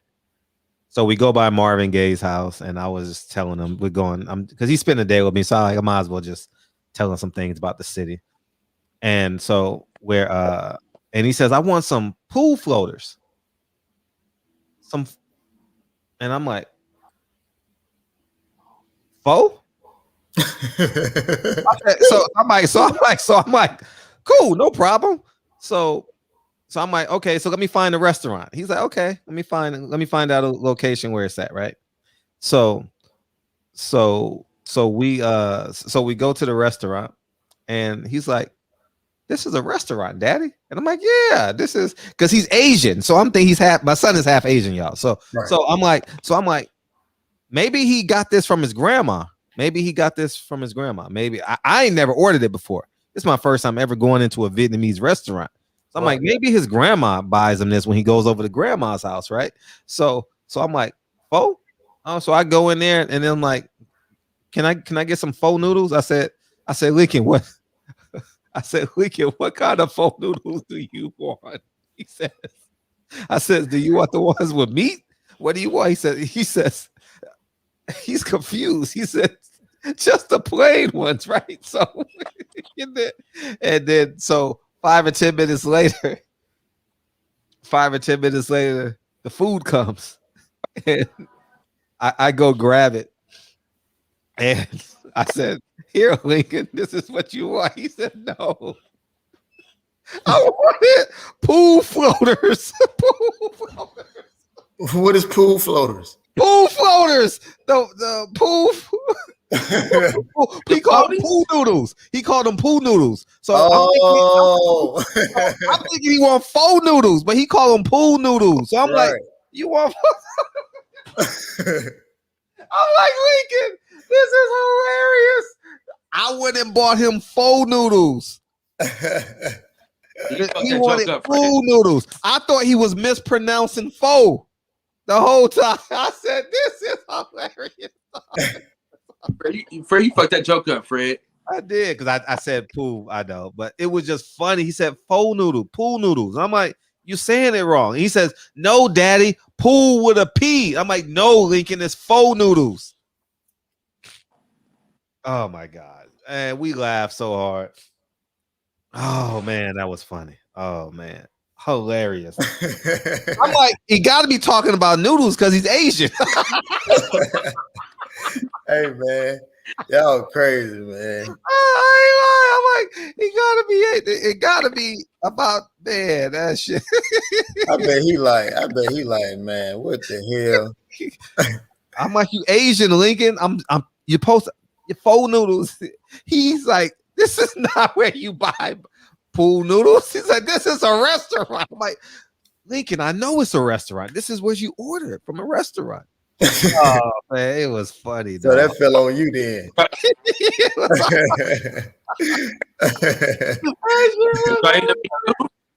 Huh? Did you eat the noodles? No, it's in the fridge right now. It's in the fridge. I don't eat them. I don't eat that shit. I do. I eat pho. I do. Oh man, I had it. My wife love that shit, bro. I can't get with it, man. Bro, I love it, bro. Strength pho, bro. Hey, what did it taste like? Man, it's just like broth and noodles. Oh, broth and noodles. Okay, gotcha. Yeah. Yeah, that shit was. I eat the strip out of there, but I can't get down with the whole. I don't know, man. Oh, I don't like the taste of the noodles. Oh my gosh. Oh, yeah, I love that pho, man. Pho legit. Man, that shit threw me in a loop. Woo. Yeah, man. I need to go ice up, man. Well, congratulations, man, on Knockout of the Year. You are definitely the leading candidate for Knockout of the Year. Tell D, hey, Frank, got some stiff competition. When you go down there tomorrow, say Fred said you got stiff competition. Man, you knocked that, man. His mouthpiece went to a new zip code. Man, you knocked that. Hey, you know how they say you knocked him in the kingdom come? Right. Knocked him in the kingdom come, dog. Right. I mean that shit. Appreciate it. Do we got any kids? Do we got any kids? Who? Do we got any kids? I don't know. I ain't asking. You heard me? Kyle? No, you said breaking up. I think that might be him this time. My Wi-Fi good this time. No, that's you. No, I said no. I didn't ask him. Oh, okay. Oh. I had a nice setup. But hey, listen. Remember Jax from Mortal Kombat? Yeah. With the metal arm? Right. Yeah. Is that my shit fucking up? Yes. Give me a fucking break, bro. Hey, Hands of Stone Jones is pretty cold, dog. That's a dope ass name, Hands of Stone Jones. Man, you knocked that in there. God, this shit fucking up. Ain't that a bitch? Take it off. Bro, I'm trying to see how the fuck I got it. Bro, I just took it off Wi-Fi, back on Wi-Fi. Crazy. All right, Tay, I know you got to drive in the morning, man. Man, we celebrate you, man. Congratulations, dog. No, I appreciate it, man. Definitely. Yeah, drive safe. I know you got that 90. Was it 90 minutes? Yeah, 90. Yeah, 90-minute drive in the morning. Yeah. Send my regards. Malik will be in here, so feel free to stop by. I got you. Tuesday or Wednesday of next week, one of them days. Oh, for sure. Oh, he coming Tuesday. Okay. Yeah, Tuesday or Wednesday of next week. And yeah, I'm excited to have him. So my first time interviewing him, basically. So. Yeah. He a different guy, man. I like it. I'm big on individuality, so so I enjoy him. So we'll definitely rock out. For sure. Yeah, congratulations again. Knockout of the year, dog. You knocked that nigga. Appreciate it, man. That nigga, his mouthpiece is homeless. Nah, man. But you know, like I said before, man, I ain't content though. I want better. Uh-huh. Yeah, Oh, it can get better. It can think definitely get better. I want better, man. Man, Yeah. Jesus. Appreciate you, man. Yeah, appreciate you, man. Oh, it's all love, big homie. Yes, All sir, King. love. Yes, sir. Appreciate you. Peace. Oh man, he gone, but man, that shit was hilarious, dog. Faux noodles. He wanted pool noodles. I said faux noodles. Fucking So the hilarious. pool noodles like the little floaties. Yes. So what made him call them pool noodles? That's like something something made up. That's something they noodles, like they shape like noodles. They bend, you know, he a kid. He 5, he 6. Yeah. Yeah, man. Tomorrow is the daddy march at my daughter's school. So all the dads gotta walk their kids to school and things like that. So I ain't going to work tomorrow. So you gotta walk your kids to school? Yeah.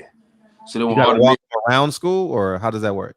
I don't know. I don't know. My wife was like, you gotta walk her to school because it's daddy march. So I guess we finna all the dads finna walk around to school or walk their kids to school and drive them to school. I don't know what the fuck. Mm-hmm. All I know is, man, it's a daddy thing, and I'm gonna be at that bitch. You know what I'm saying? As you should. I wouldn't miss. I don't miss none of that shit. Nah, I don't play around. You know what I mean? It's so important. You know, I be joking around at the job a lot, right? My boss is like, man, that don't even sound real. I know. My volunteer form is right here. Yeah, shit. Like I don't play. Like we got to do that COVID shit. You know what I mean? So yeah, man. that's why I got the shot, because I ain't even calling off. Like I normally call off every Monday and Friday, but I ain't been calling off because of shit like this. Like anytime I need to like take her to school or some you know what I'm saying, some real shit. You know what I mean? No, I'm laughing because you talking about father and daughter, right? And I told Kennedy today. Kids are so literal. Kids are so literal.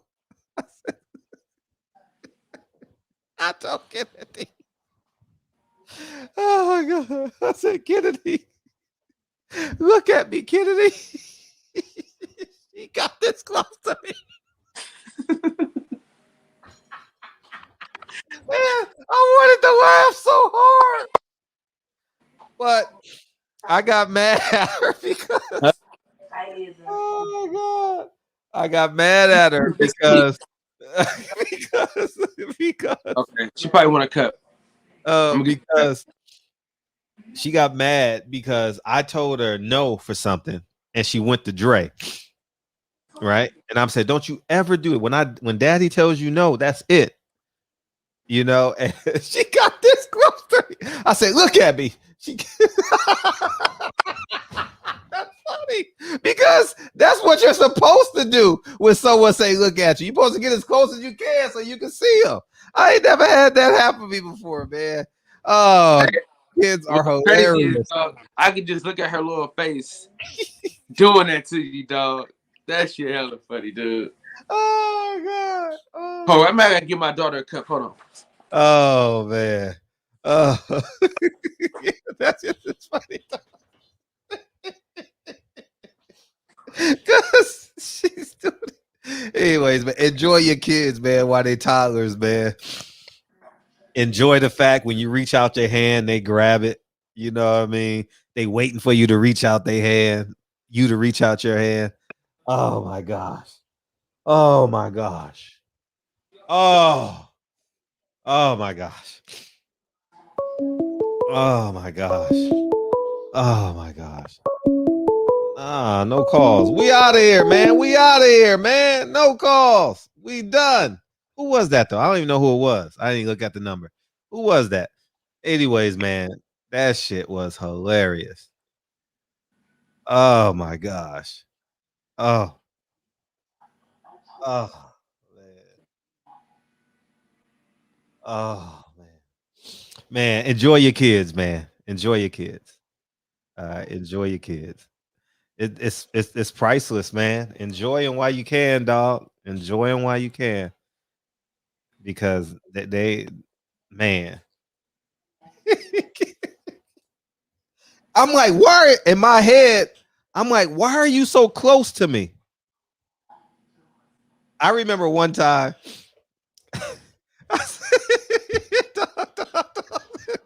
Lincoln is like 2 or 3 years old, right?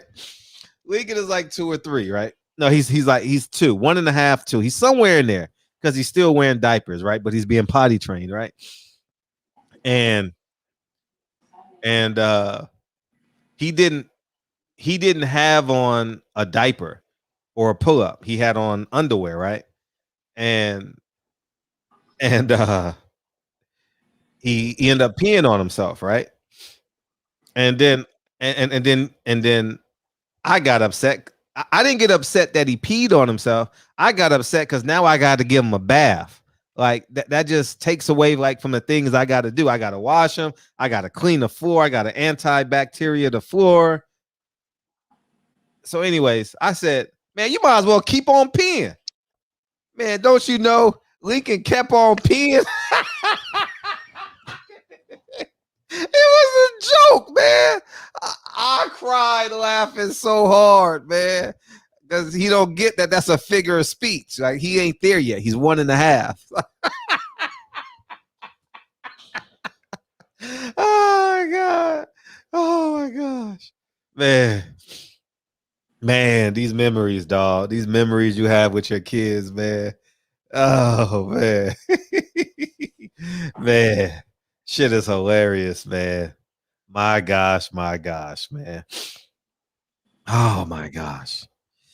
Oh man. Anyways, man, enjoy your kids, man, while you can. They're so important. They give you so much life, man. Yeah, be careful what I ask for. Be careful what I ask for, man. You're right. We gonna end the show with Kyle come back on. Actually, you don't really need to come back on here, man. Man, he don't need to come back on here, man. He doing something with his family, man. Kyle, go ahead and start your show, man. What is it? MMA Thursdays? MMA Thursdays, man. Go over there, man. And yeah, man. We just gonna go ahead and play the song, man. Y'all can go ahead and say, somebody tell me to play the song so we can get the hell out of here, man. And oh man, fucking her. My son used to wake me up by opening my eyelids. Oh, thank you, Dave Jack, man. Oh man. Hilarious, dog. Hilarious. We out of here, Kyle. I know you got to start your show at 11:30. You got 1 minute. All right, appreciate you, big homie. Appreciate you. I'll be locked in for sure. Hey, listen. Yeah. We talking them whips, man.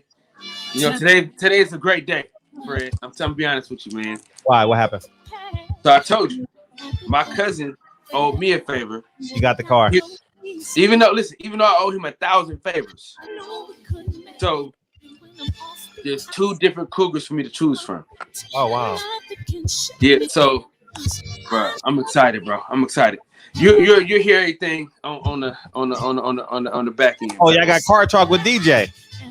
Yeah. I'll be locked in. Car talk with Kyle. I'll be locked in. I'm listening.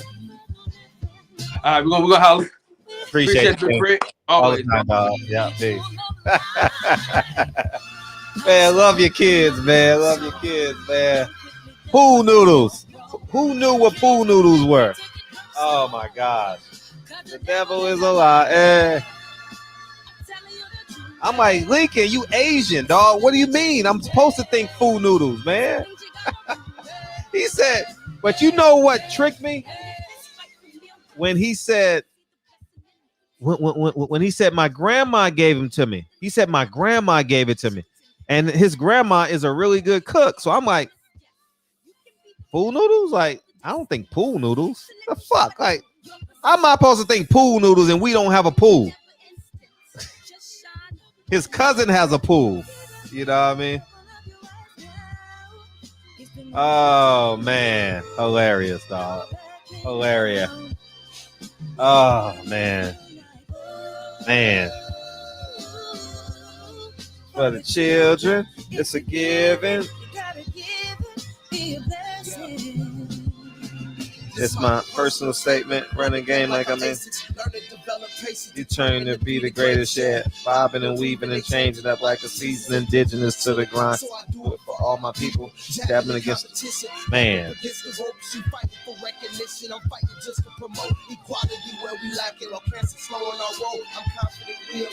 Focus on common goals, yeah.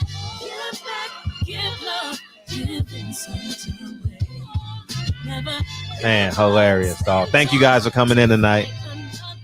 Thank you. Curt Flood is a legend. Curt Flood is a legend. She thought I didn't know who Curt Flood was. Come on, man. Give me.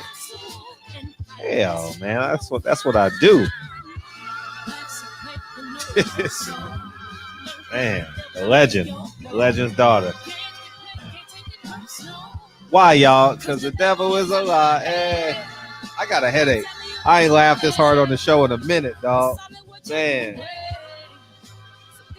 I appreciate you, y'all. Congratulations. Congratulations to Tay Jones. If you're in Atlanta, the film is playing at East Point AMC this weekend, man. If you're in Atlanta, go check it out. Thank you guys in advance. If you want to watch it from your home, click the link. Click the link. Click the link. Love y'all, man. Mayana, man. Thank you guys. Peace, y'all.